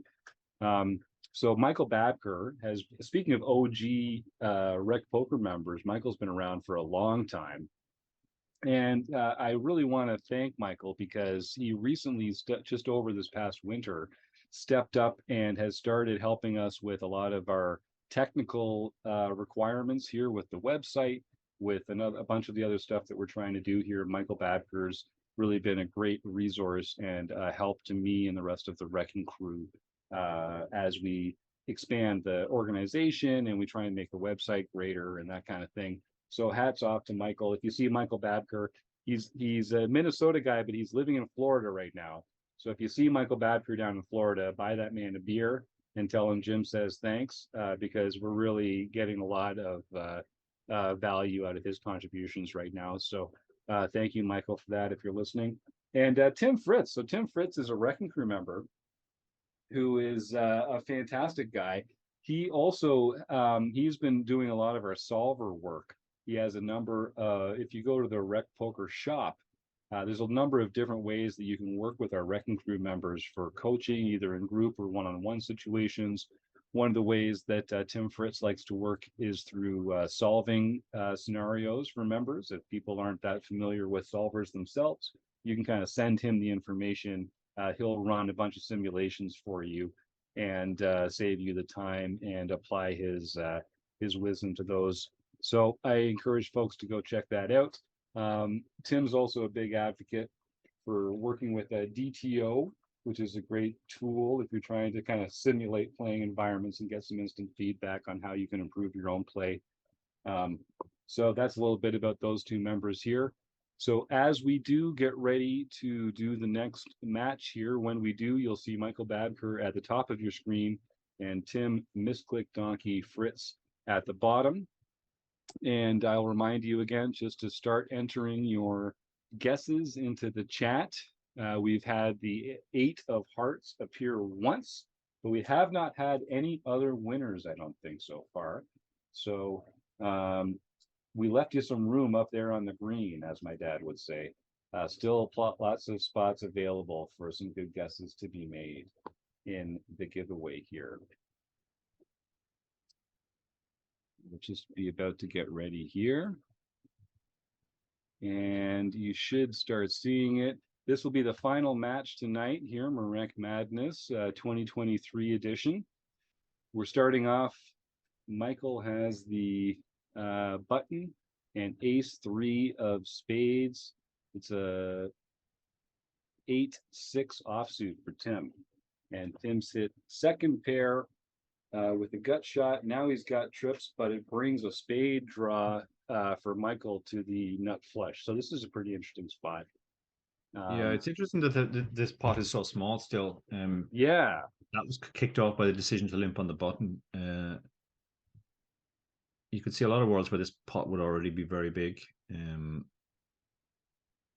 Now we see the check raise. Probably just going to call here from Michael. And probably this goes bet fold now.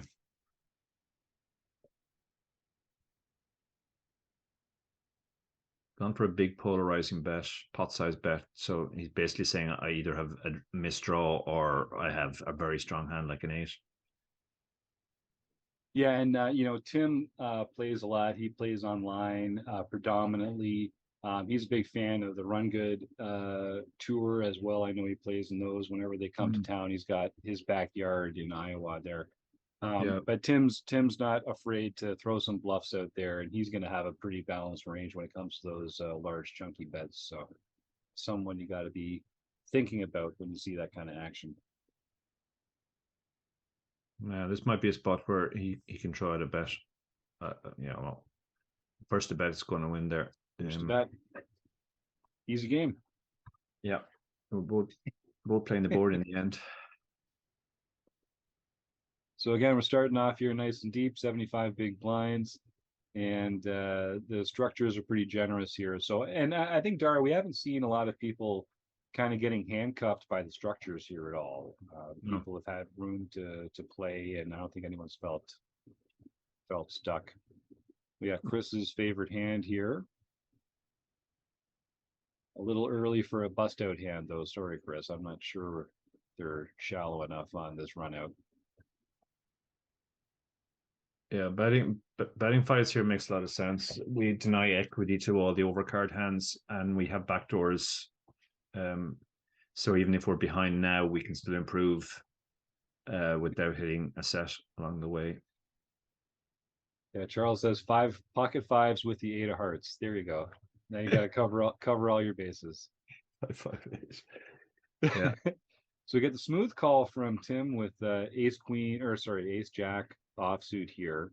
I think that would often be in a 3-betting range. So maybe he's 3-betting sometimes and calling sometimes. Michael's got the best of it so far with top pair. Tim picks up the flush draw with the jack, and the ace obviously has showdown, so his hand is strong enough to call a bet here. Certainly to that size. Yep. He has a couple of different types of equity there, a small amount of showdown equity and also a draw. But he's turned his hand into a bluff on the river. This is interesting. And when he does call that pre-flop raise, this is the kind of board where he's going to have a lot of those middling cards, right? That makes sense. Yeah, enterprising there, but obviously we're never getting a queen to fold, so. Yeah. And that happens, people shouldn't feel bad when you make a good, smart bluff and it just turns out that the guy's near the top of his range. People aren't going to be folding top pair to that size bet, and that's just how it goes. I wonder if we get so 2.5 from Michael here with the suited king. Definitely want to see a 3-bet here now. Gotta be, right? But look at the sizing again, so small. Yeah, this is a consistent. We saw Kim use good sizing in the first match, but we have seen a lot of the 3-bet sizes are just far too small and give our opponents the chance to do what's exactly happened here. They get to call and then outflop us. Yep. And we just don't want to give our opponents easy decisions. That's making it too easy for our opponents. And now you're also in a spot where you're like, yeah, but I've got pocket jacks, so you kind of feel like you're committed. Now you're like, oh, I under-rep my hand, so I have to continue. Like it can be a problem. Ooh, another river bluff here, and this one works because obviously the king was very, very weak.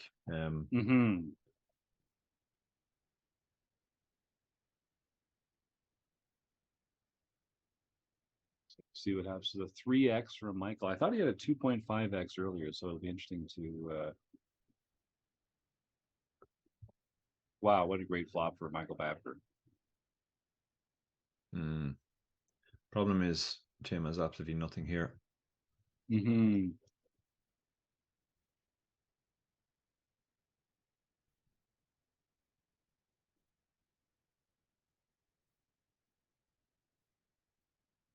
All right. Raise with the 7-3, defend with the ace-9. That here might work. Yep.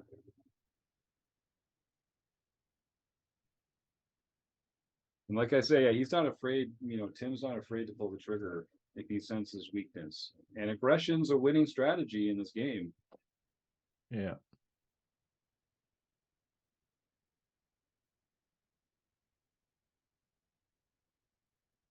So Michael feels like that ace is going to be good at a certain frequency, so isn't afraid to just kind of check it down and see. Yeah. But Tim's got to know his 7's no good here. Yeah. So what's he trying to fold out with that 2.85 big blind? I guess just ace high, maybe. High. Yeah. Specifically ace high, yeah. And it does. There you go. Yeah. He's using different sizes with his river bluffs. Like he just always seems to go for a river bluff, but he's actually using different sizes, and sometimes players are actually more spooked by the small size because it's always value, they say. Mm-hmm. Mm-hmm. But if players think that, it can be a very effective size. It's a really cheap bluff. Like, it doesn't have to work Mm-hmm. very often to be profitable. Um, I do wonder about that leveling war sometimes because it really, you have to know your opponent. You kind of have to, well, he knows that I know that yeah. this shouldn't be a bluff very often because it's such a small sizing, so that makes it scarier. Yeah. Um, in a vacuum, Dara, how do you choose bluff sizes? It depends on what I'm trying to get to fold and what percentage of my opponent's range I think will fold. Like, if you bet pot, you need your opponent to fold half the time for it to be profitable. So I kind of ask myself, okay, if I bet pot, how much of his range do I think is going to fold? And if the answer is 70%, then that's a good size to bet because it's going to show a profit of 20% of the pot long term. But on the Right. other hand, like, if I think he's actually going to fold, let's say I think he's going to fold 40% of the time to a 15% river bet, then that's actually even more profitable because we're the upside on that is 25%. So Yep. it's always that kind of calculation in your head of what what percentage they're in. And there are a lot of players, they're kind of extreme at either end. They either massively overfold the small bets because they don't realize how often they have to call to stop your opponent just being able to do that all the time, or they massively overfold the big bets because the big bets spook them and they think, well, that must be a really Mm-hmm. strong hand. Um, Mm-hmm. like this is where we can sort of revert to game theory and just make sure we're calling enough of our range that they're not exploiting us. That if they bet pot, we're calling at least half the time, and if they bet quarter pot, we're calling 80% of the time. But a lot of players don't think in those terms. They just think, well, the small bet looks like value to them, or the big bet looks, well, I can't call that with middle pair, even if that means that they're now folding 80% of their range. Mm-hmm. And I think just intuitively for, especially for recreational players, it's hard to visualize your entire range. And Yes. so Super. the idea that you're supposed to call half the time to a Yeah. pot size bet is just, it's very counterintuitive to a lot of players. Yeah. It is difficult to sort of, like, you know the hand that you have, but then you just kind of have to zoom out and think, well, what other hands would I play like this? Like, if you have middle pair, ask yourself, would I play top pair like this, or would I play anything stronger than top pair? And often the answer is no. Often the answer is, we would have played on an earlier street aggressively. So middle pair might actually be the absolute top of our range now, Mm. even though it Mm-hmm. doesn't feel like a very strong hand. And then there are other spots where we might have top pair, but it's actually fairly far down our range because we played it aggressively, and we would do the same with all of our two pairs and our sets and anything else that's possible on the board, a flush or a straight. So it can be, it's too easy to think in terms of the sort of relative strength, or not the relative, the actual strength of your hand. I have middle pair, I have top pair, I have bottom pair, but sometimes bottom pair is near the top of your range, and sometimes top pair is fairly far down your range. Mm-hmm. So Mm-hmm. I think Flopzilla is one of the best tools available to sort of start visualizing your range and start visualizing the different hands and their place in your range on various boards. Are there other tools out there or other resources that you might encourage people to check out if they're trying to work on that? yeah, I think if you're working with GTO, I think GTO Wizard is a really powerful tool because that shows you the both players' ranges at every point, and Hmm. there's also a range by range comparison tab that you can look at, and you can see like what super strong hands do both players have, what medium strength hands do they have, what trash do they have, etc., etc. So and just getting used to studying and seeing the ranges visually, I think makes it Mm-hmm. easier in game. Then you sort of can train yourself to think that way. And like another thing I would say is, like, on the river, where we're thinking about calling, like, it's not necessarily the actual strength of our hand often. We could be in like, let's say we're in a spot where our opponent bets big, so they're saying they either have a very strong hand or they have absolutely nothing. Now, we could have a whole class of hands that are just pure bluff catchers. They don't beat any value, but they beat all the bluffs. And that could be top pair, middle pair, and bottom pair. They could all have equal value against that size of bet. So deciding what to call it's not a case then that you just call with your top pairs and you call sometimes with your middle pairs and you follow your bottom pairs. It's actually much more important to think about blockers in that sense of like, well, what am I blocking? Like if you're blocking a missed flush draw, for example, that's not a good call. So top pair, but it blocks a lot of missed draws would be a worse call than bottom pair, but it doesn't block any of that stuff. No, I like that. That's really good. Someone in the chat here, Vancouver Villa 123 says your new book is probably a great resource if people are trying to study that kind of thing. Says your GTO book is definitely helping me. Might need to read a few times, but I'm getting there. Thank you, Vancouver Villa. That's great to hear. Yeah, thank you. I know Vancouver Villa. He's a English gentleman living in Vancouver. Ah, well, there you go. An honorary Canadian. Yeah, Yeah.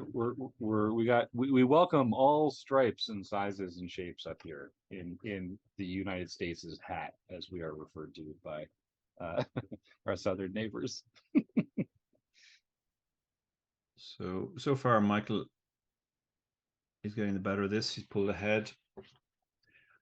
Often heads up, it's just the card distribution. It has to be said. Like you could be the best player in the world, and you're not going to be able to win sometimes in certain spots because a lot of hands are going to go to showdown, and it's going to be who has the best hand. Yep. And you don't get to pick your spots as often, sort of like as you're saying. Yeah, so and even when it gets shallow, really... then it's just going to be a lot of all-ins pre-flop, and it's going to be who wins those. So.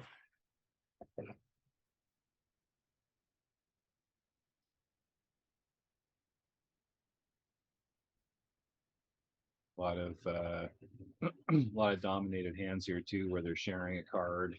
Yeah, and then the five coming is super unlucky for Michael because in this case obviously there were only two of those left. But at least it's only middle pair, so he's unlikely to go too crazy with it. And if Tim checks here, I expect he'll also check the river. Okay, so there he goes with the bet. Yeah, I think on the turn after two checks, his hand was definitely strong enough to bet. We can get called by worse fives, a two, ace highs, and draws. Yeah, a lot of flush draws out there. Yeah.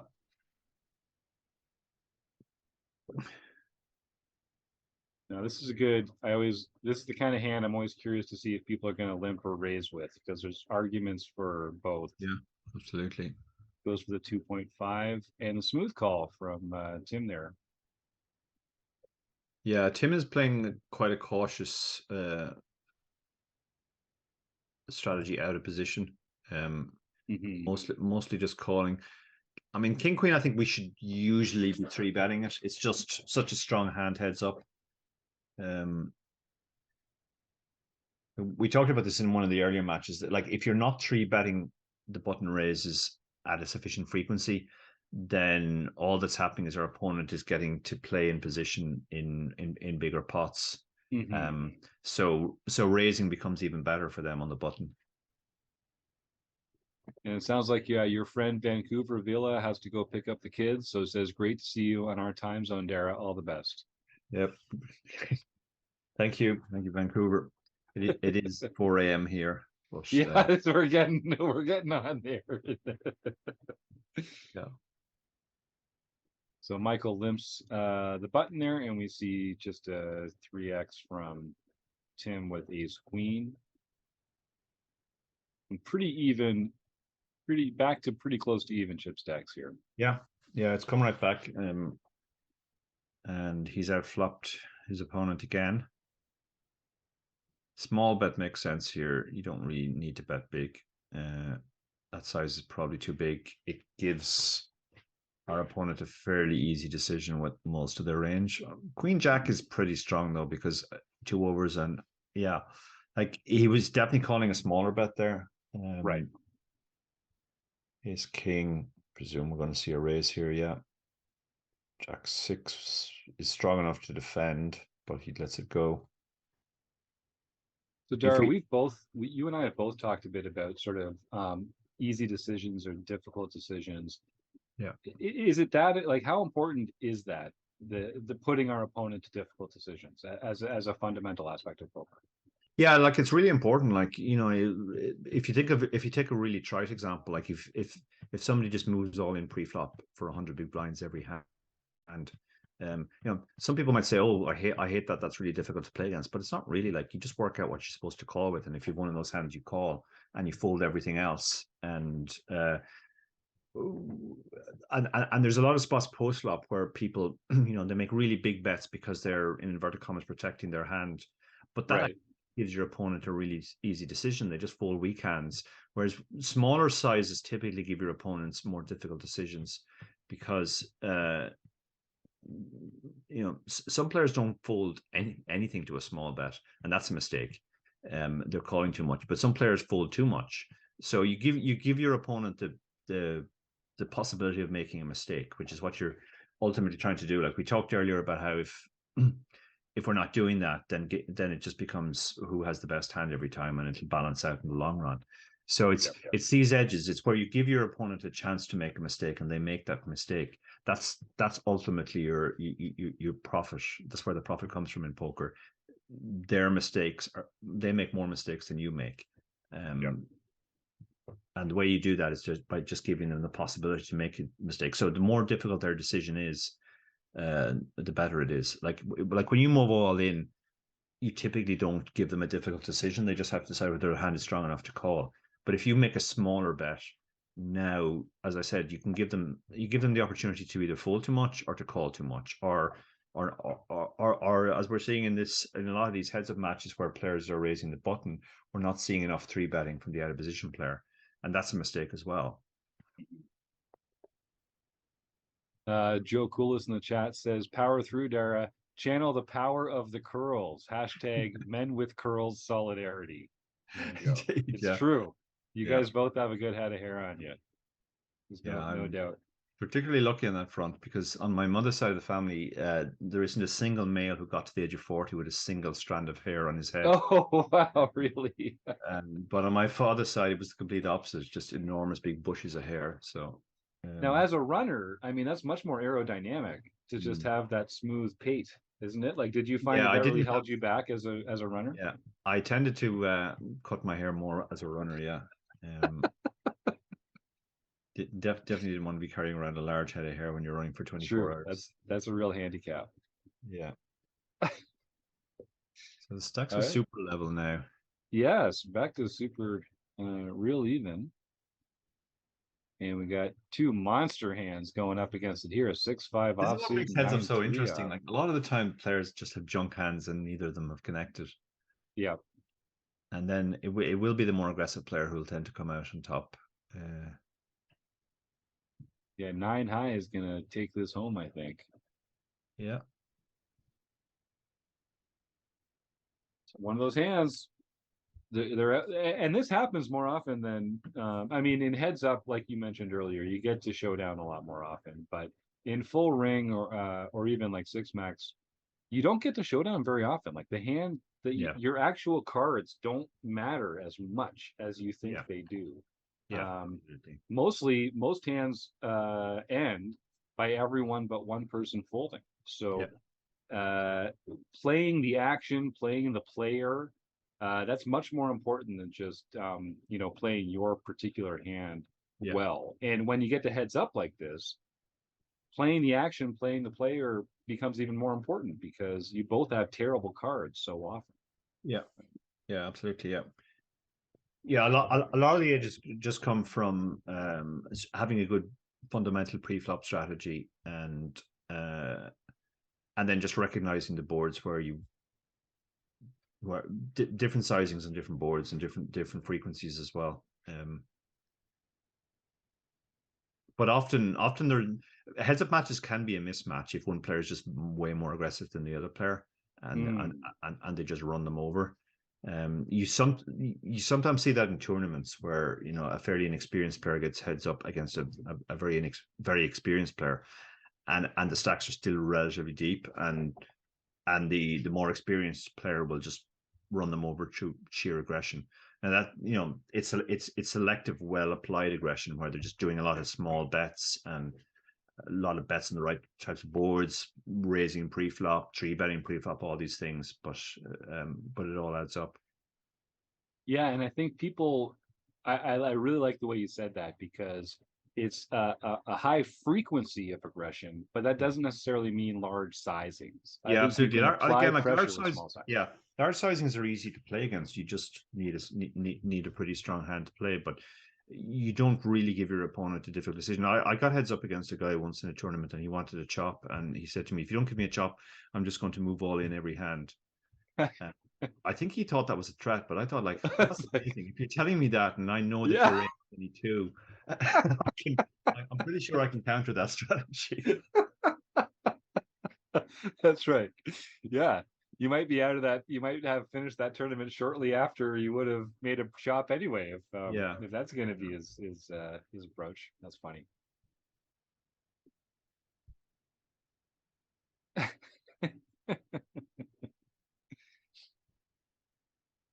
All right, so now still these blinds are going up a little, so we're down to 40 big blinds each, but still crazy close. You're very playable. Jacks versus 8-6 suited. So Yeah. Jacks is super strong here. Like the fact that there's two aces there makes whatever slim chance our opponent had an ace even slimmer. I mean, again, like a tiny bet makes sense here. Like again, the bets this bet size just makes it too easy to fold 6-8 there. If you bet like one big blind, then he might have to think, oh, I have a backdoor flush draw and a backdoor straight draw. Maybe I'm supposed to hang on. especially with a pair as good as jacks, where you don't need the protection nearly as much as you do with a pair like sevens or eights or something like that. Yeah, that's the thing. Like way fewer overcards. We only really benefit when an overcard folds, like something like King 7, and even then, like it's just one overcard. And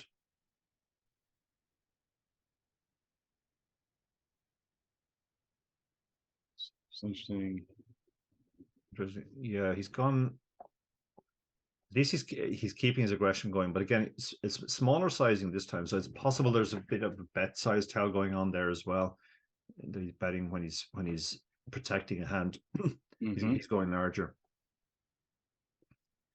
So we have pointy cards with a king in both cases. But yeah, I know my preference when it comes to pointy cards. Yeah. I'm kind of surprised we didn't see that one. The way things have been going tonight for some of our members, I thought for sure we were going to see a king come on a flop back there. All right, so pretty big favorite for Michael here to make this one fold. Limping as well. I think both these players are kind of mixing up the limping and raising from the pre-flop strategies are interesting. We're seeing a mix for sure. And that's just, again, that's more defense, right? Just kind of making your ranges less obvious to your opponent than having uniform actions. Yeah, for sure. Ace 10, we definitely want to raise here, I think. Yeah, he's gone for the raise. 7-2, 7-2 suit was fine hand to call, but it's going to just define itself on the flop a lot. Like on a flop like this, we have absolutely nothing, so we can just give up. But oh no, he's decided. I guess he's decided this is more his board than Michael's board, so he's floating with. Well, he's actually picked up a gut shot. He might be. Yeah, he's gone for a biggish bet here to put his opponent under pressure. I am always interested in these and these range plays where he's kind of discounting the actual cards in his hand and really thinking more about how it appears to his opponent, which does really involve knowing your opponent well enough to know that they're thinking about your range. Otherwise, that's a good way to sort of get yourself in a lot of trouble, right? Yeah. Like most boards favor one player's range or the others, but You can take it a bit too far too. Like you have players who just overfold because it's not their board, uh, um, and you can definitely exploit those. But when it's your board, you just bet big ish, and they always fold. If players are not defending enough on certain types of boards, um, like for example, paired boards. Back in the day, people used to just never ever.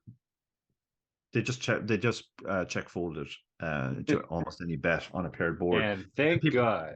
Then people started thinking, wait a minute, it's very hard to hit a paired board when you have 9-9-2. How often do they really have the nine? And they started check raising more. But there's still a lot of situations where people are still overfolding. Like when that kind of middle card board comes down, the player who is the pre-flop defender, yeah, they have the range advantage, but like they've missed the board a lot as well. So you can definitely end up overfolding in those spots. You should have hands when you're thinking about your defending range, like you should have hands that can call three bets, can call three streets, hands that can call two streets, and hands that can call one street. But what a lot of players do is they fold all their one street hands to the first bet because they think, well, I'm going to have to fold to another bet anyway, so I might as well get out now.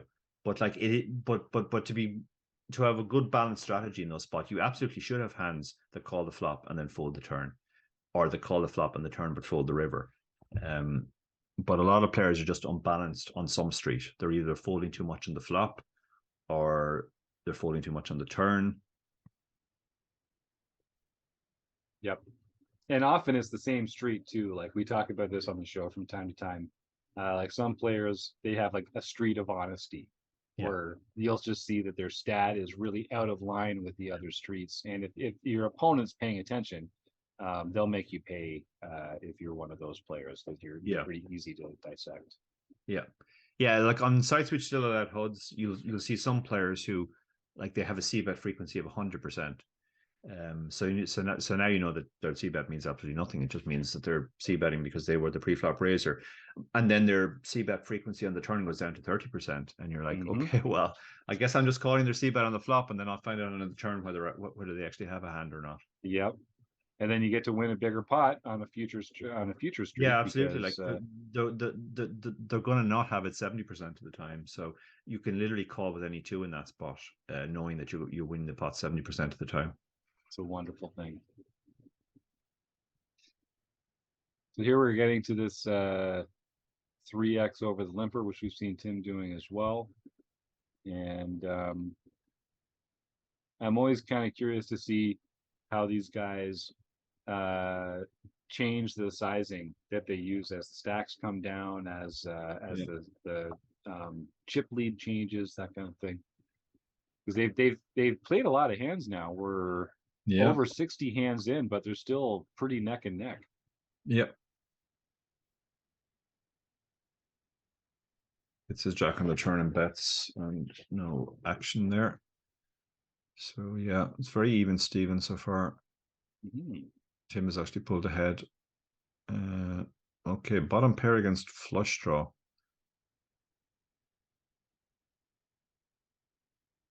think Michael's going to bet here again. Yeah, we can get so much to fold to the second bet. Like we can get bottom pair and maybe middle pair to fold to the second bet, and we still have equity. We're making the pot bigger if we hit our flush on the river. So flush draws tend to make very good double barrel hands. Not necessarily great triple barrel hands, but we bet the flop because we have tons of equity, and we bet when they just check call us on the flop, we can bet the turn again because now we know that we don't have any showdown, but we can still get a lot of their range to fold, and even if they call, we still have prospects.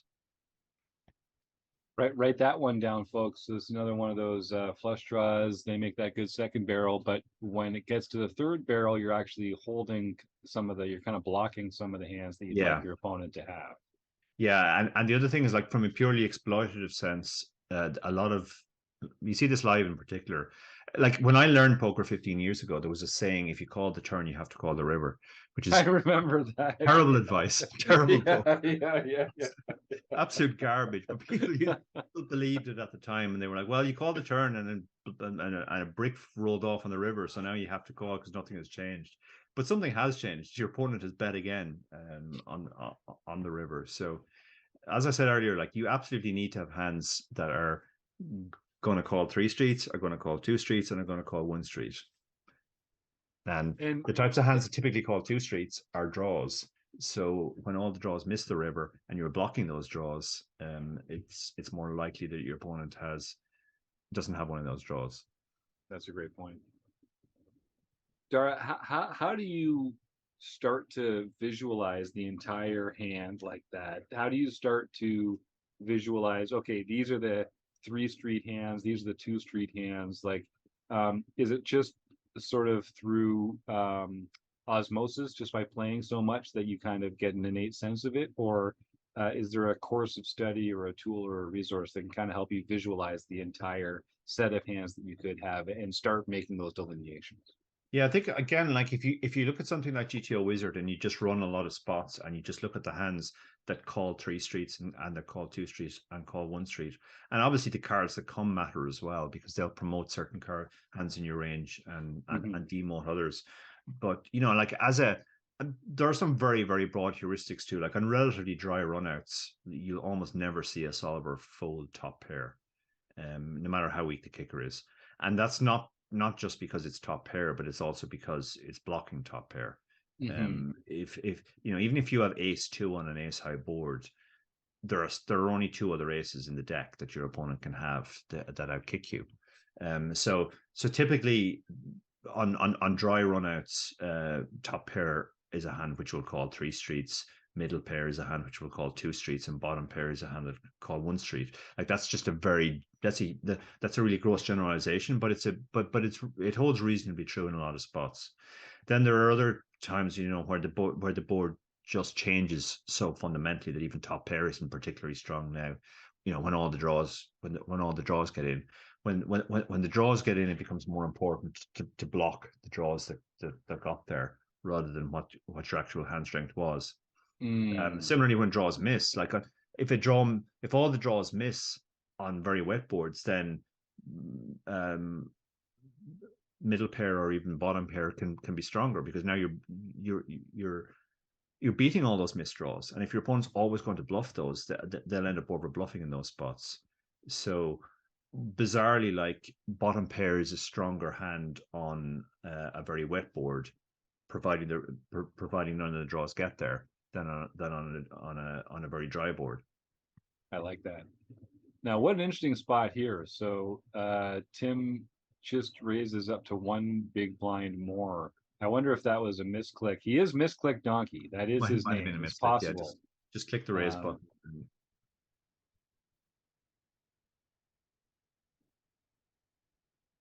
Worked out for him, given the run out, as long as the king doesn't come on the river. And giving Michael a chance to bluff here. Yeah. No luck. Lines. Yeah, Michael had some showdown there on the river. I mean, you're still ahead of stuff like 8-9, or two low diamonds. So that's something players should think about sometimes too. Like when all the draws miss, sometimes your king highs and queen actually have a decent amount of showdown. Now we might see some fireworks here. We get the open from Michael, ace jack. Yeah, this again, tiny sizing here. Tiny. Well, that's the theme of the show so far is 3-bet sizing. Yeah, that's going to be something that we're going to have to be hammering home in our theme of the month coming up one of these months soon, I think. Yeah, he got a very good flop there. I would have liked to seen a lead there, I think, because his opponent would be suspicious and not necessarily willing to fire it. And most of the hands that he will have will be this type of hand, ace high that has showdown, but doesn't really want to bet itself. So you kind of have to put pressure on those hands by doing your own betting. Now, what size does he go from the river? Half pot. Okay, well that shouldn't get paid off by ace high, but They could be targeting like pocket sevens or eights or something. Yeah, like you that. got to go for it. Like you can't bet so small that your opponent. Yeah, you kind of just have to think about what you're targeting, and you're targeting the pairs there, and they'll probably call that size. So Mhm.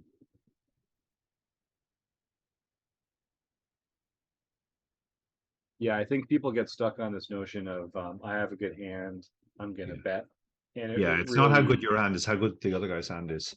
yeah, yeah, and then using your sizing to kind of manipulate the range that your opponent's going to continue with. That's a power that you have. Yeah, Well, so they both got the gut shot here. the ace high is still good, but he's hit his three. Wow. Oh yeah. No. Here comes the value bet. Wow, he got ace and a gutter to full there. Yeah. Oh, another close one. So here's the 2x from Tim on the button. Get the Yeah, call we were from talking Mike. earlier about just calling with some aces, and this absolutely is the type of ace you want to just call with. If you three bet and get shoved on, you're going to feel horrible. And Yes. as we said, we do have to protect the calling range, having some ace x in there. So And Dara, when we're promoting some of our ace x hands to calls that you might fold otherwise in a full ring situation, but we're saying we're going to call with them instead. Do we also promote some of our other hands into three betting, or like, I guess, what am I trying to say? Uh, Hands like ace five suited, we would think of typically as being a three bet bluff, but has it become more of like a value three bet in these kind of circumstances, or do it you actually treat it becomes more of a just call typically. It's a stronger hand. Like typically the hands that you are in any situation, typically you want to um to raise or bet hands that are very strong and that can get called by worse hands when we better raise them. And then we want to also pick some weak hands that can fold out better hands, but also block continues. So that's why a hand like ace five suited often finds its way into a light three betting range, because it's a pretty bad ace, but it has a lot of playability. If we get called, it has playability. It can get better aces to fold. It can get stuff like ace eight and ace nine to fold when we three bet it. But heads up, ace five suited is actually kind of it's become a stronger hand. So now it's been promoted to call, right? it's been promoted to call. Exactly. It's no longer below the calling range. It's actually smack in the calling range. So typically you're going to use even weaker stuff like offsuit aces, which have less playability, and like weak suited kings, Mhm. which wouldn't even be in the range full ring, but now they're below the calling range heads up. Yeah, that's a great explanation. Thank you. So I wonder if we get a raise here from Misclick. Uh, he does, and he likes this 3x. I think that 2x was a misclick earlier. Possibly, yeah. Um, so he's been going three over because Michael's been limping a lot of small blinds here. So we've Yeah. gotten to see Tim respond. Ooh, Well, that's a pretty good turn. unfortunately for him, his opponent is seven high, so Right. Kind of hoping he's going to get frisky. yeah.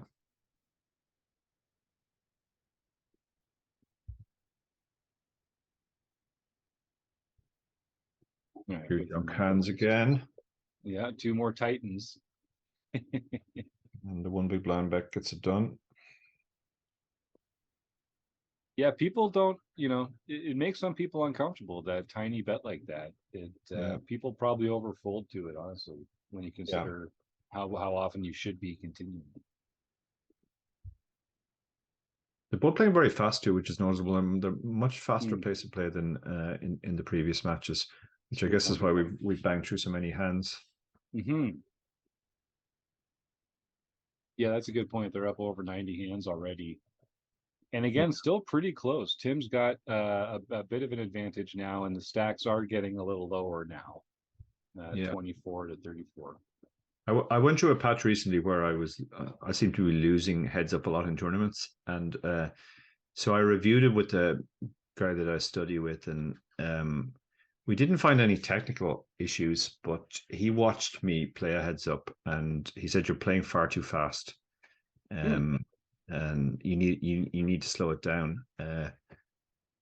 Not that I was making mistakes, but it's just you can actually give away some information when you're playing fast. You know that you, and then in other spots you're thinking longer, and now your opponent knows that you actually have a tricky decision in that spot. Yes.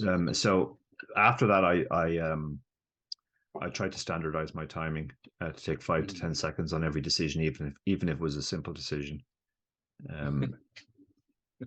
No, I think that's not quite gone as far as Vogelsang, obviously, but or you viral in that viral video. Yeah, no, but I think honestly, I think it makes a lot of sense to take that 5 to 8 seconds and Yeah, standardize it, because that's a realistic amount of that's time for realistic amount most of of the time. Yeah, decisions. and it's not so slow. Conversely, if you're playing against somebody you think is much weaker than you, it's actually, I think, a good thing to play really fast, because often they'll play at exactly the pace. They'll match your pace, Yes. and they're much more likely to make mistakes if they're playing fast. Yeah. And like you said earlier, having your opponents make more mistakes than you or bigger mistakes than you, that's the key. Yeah. That's a nice, easy way to do it. We got a comment in the chat here. Kim says, I'd like to go through a patch to get to play heads up in tournaments. Yeah, second place doesn't sound so bad for some of the listeners here. Yeah, I think a misclick with the half pot bet. I know, Kim, the half pot bet is not pet bet approved. We know that. Hashtag pet bet approved. No half pot bets allowed. Lazy, she says. You almost Lazy never betting. see solvers do half pot bets. It's no, they just don't. it's lazy. That's right. Kim's famous for that. You don't get to choose what you're famous for. Kim's famous for being an anti half pot bet advocate in the poker world. Yeah. Well, unlucky river for Michael had him all sewed up there with his pair of fours. Yeah. Can he get away from it here? Can get away from it now, yeah. No, nicely played. Nicely played. And again, they're getting pretty even here again. We see a king folded on the button there. Wow, that's that is tight. Yeah, both these players are very tight in their pre-flop ranges. Jack strong enough to raise. Queen 3 again. Like, you're just getting an amazing price there to the min raise.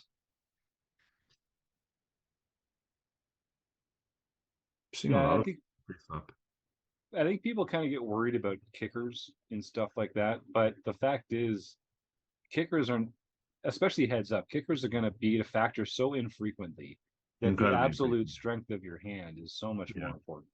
Yeah, and the thing is, like, even if you are out kicked, the fact that you both have, say, a queen makes it way less likely that a queen will even come. Great point. So, like, heads up, you really shouldn't worry about too much about kickers or domination in general. That's a great point.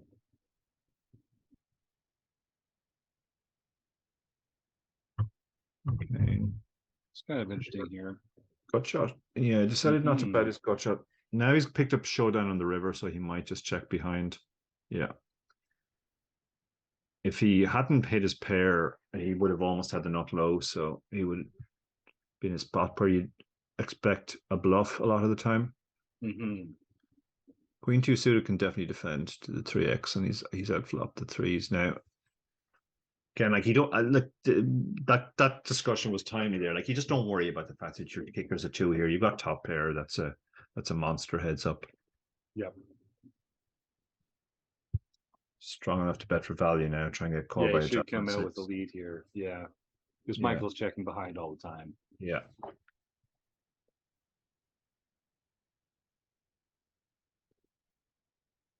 Got a few more. We got about a 50%. Tim's got about 50% more chips than Michael here. Wow. Yeah, another very disciplined laydown. Yeah, we're seeing a lot. Yeah, very tight pre-flop play here. Oh, they both have a 5. Oh boy.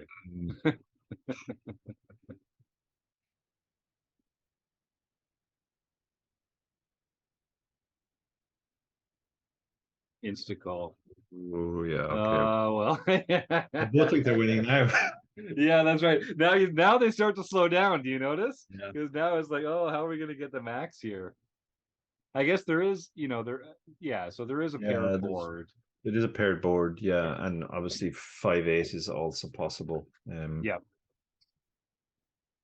There's like, I think he folded king six offsuit there Yeah, on the yeah, button, which is that's a pretty strong hand. it's a pretty strong hand. Yeah, yeah, you're definitely overfolding these spots. I'd advise looking at pre-flop ranges in some GTO tool like GTO Wizard or GTO, and just see how wide that you're supposed to defend. Otherwise, you can very easily overfold. Now the interesting thing here is they're both overfolding, so Right. they're not actually getting exploited. But like an aggressive player here would just be absolutely printing And, by just raising all the time. and you are able to limp. If you're not Yeah, comfortable raising with it, yeah, then you're absolutely. always, limp with some of those hands instead. Yeah. Yeah, this is one of the things which has changed in the 15 years I've been playing poker too. Like limping used to be considered the ultimate donkey play. Yes. You used to hear people just like never limp, only fish limp. But in wide range situations, particularly at shallow stacks, it just makes sense to limp a lot. Yeah, it's coming back into vogue for sure. Yeah.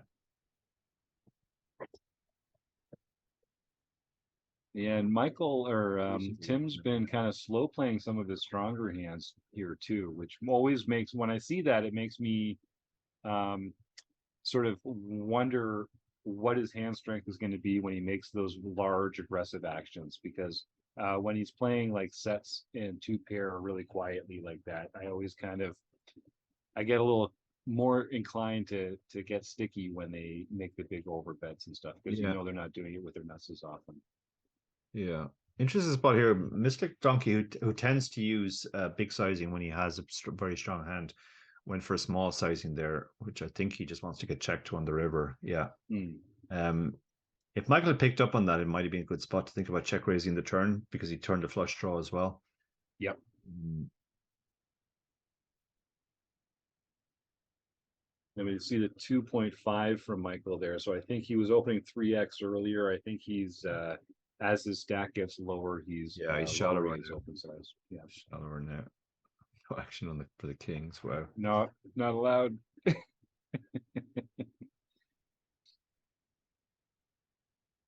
Hmm. Bottom Could be pair interesting. and gutter against just gutter.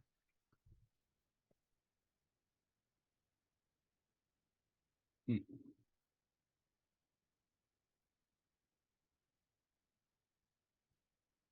Yeah, these guys are getting through it. That's 120 hands so far. 120. Wow. Yeah. That is, yeah, it's a lightning pace of play, like um snap decisions on most streets. Kudos to Dara here. This is the fourth of four matches. It's kind of like 4:30 in the morning. It's like, oh yeah, we'll just save the one for last where they're playing 130 hands. Yeah. We sucked Very you few in hands of early matches with go this long. And when they do, they usually take 4 hours yeah. on their own. Okay, there's gonna be some fireworks here for Yeah. sure. Pocket aces versus top pair. Little small, tiny, dirty, small little check raise there. Mm. Any alarm bells going off, Dara, when you Arm see bells are that going kind of up, but sizing? oh, you've top pair and Oh my God. that can happen. Wow. No, Yep. So this there's is not much behind. How much? He's only no, 12 he's big got a blinds here. pot back. I Yeah. think you just bet 4 big blinds now and put the rest in on the river. Yep. And Misclick has to Oh, he has to pay off. this I mean, it could be, yeah. yeah. He might as well bet himself and not let him check Yeah, behind. at that point. Yeah, that's Dirty. that is dirty. Yeah, Dirty. Tim might be well, actually no, I respect him enough to know he's not steaming or anything here. He's played enough hands to yeah, know that's how that unlucky, goes. obviously. Yeah, Yeah. probably just stick it in here. Yeah, stick it in Yeah, here. this is oh wow. Okay. The ace two should have shoved itself. I think. Yes. It's not strong enough to limp trap, but it's too strong to limp fold. Hmm. So just shove it yourself. Again, Yeah, the ace-6 here should also have shoved. But Oh now wow. hard to get paid by the jack-9. Yeah, when stacks get this small, do you start like just turning it into a two-street game because you Yeah. don't need that third street? Yeah. There's a lot of spots where you just get it in over, and you can decide which two streets it are as well. Like you don't necessarily have to bet the flop. Right. Uh, when you flop super strong, you can still get it in on turn and river. All right, I got a feeling, Yeah, folks. they're in. Let's see. Four is Okay, not enough.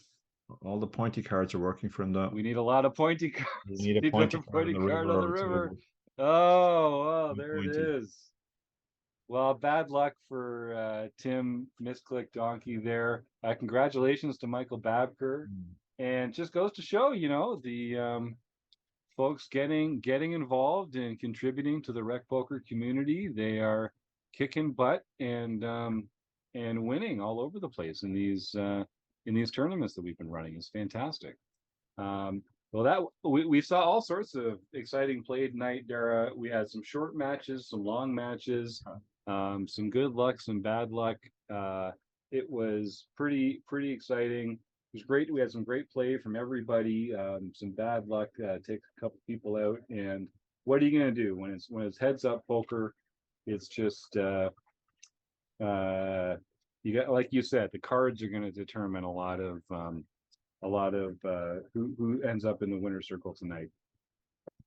Yeah, absolutely. Yeah, that last match we saw really reinforced that point. I mean, they played 130 hands or whatever it was, but really it was the 10-8 against the aces, which made all the difference. Yes. Hitting the 8 on the turn there, um, and that would often be the case. Really interesting array of matches. Like we saw 4 very different matches, but they were all very entertaining. Mm-hmm. Well, we'll do our giveaway here. I think there was only the one winner, was our ace or our 8 of hearts hand. I don't think anyone else won any actual guesses on who was going to win. All right, I'm breaking the fourth wall So, here. I'm unmuted on the oh Twitch stream, boy. so Wait, what's happening? producers What's happening right now? chiming in here. Yeah, no one won the hand giveaways, but because of Dara's 8 of hearts pick, we do have a giveaway to do. So, Jim, do you have a 20-sided die by chance? I do. I do happen to have a 20-sided die. Can you give that a roll for me? Why don't I? And do you have it all taken care of from there? I just got. I'm all ready. We're all ready. Guess what? It's black and yellow. Any surprises? Is anyone surprised? We got. I looked away and I thought you were gonna say I rolled a 1.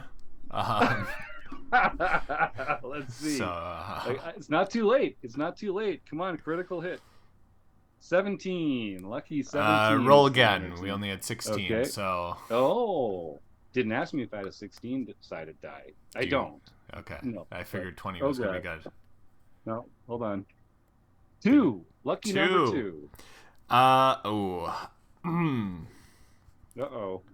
What happened? Chris Jones. Chris. It was 5 by Taylor's 5. mortal nemesis. All right, 5 by 5. Chris says I pick 1. Well, you don't have to pick 1.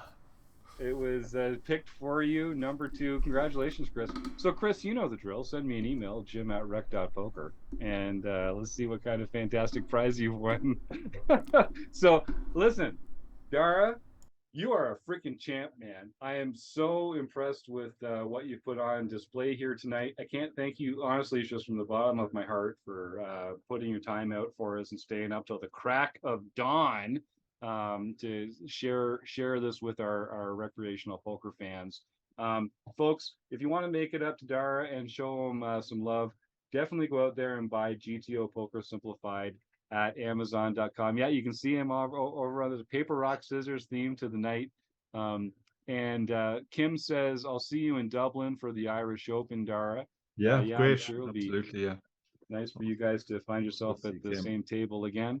I will remind folks, we are going to be doing a meetup in Las Vegas for WSOP this summer. So if folks are down there, feel free to post your dates in our Poker Travel Adventures forum here at rec.poker. Is free. for everyone to join. Kim Kilroy is a great host for that forum, and we'll make some fun travel plans for the summer. Tune in next week, Thursday. We're going to be talking with bracelet winner Chris Fox Wallace is going to be joining us in the booth. We're going to be starting the round 2 of MaREC Madness, and it'll be the same bat time, same bat channel. I want to thank everyone in the chat for being so kind and engaged and appreciative. Those kind words are wonderful. To Taylor Moss for his fantastic efforts putting this together like he does every year. Certainly to all 8 of our contestants that we saw tonight and all 16 contestants that have been playing in MaREC Madness this year. We couldn't have done it without you, and great efforts by everyone. And once again, Dara O'Kearney, everybody, thank you again, my friend, and I hope we get a chance to hook up again in person sometime real soon. Yeah, for sure. I'll see you in Vegas. It's always a pleasure to hang out with you guys. Man. Cheers. All right, well, good night, everybody. Thanks again. I hope you had fun, and we'll see you next week. Oh, we have the best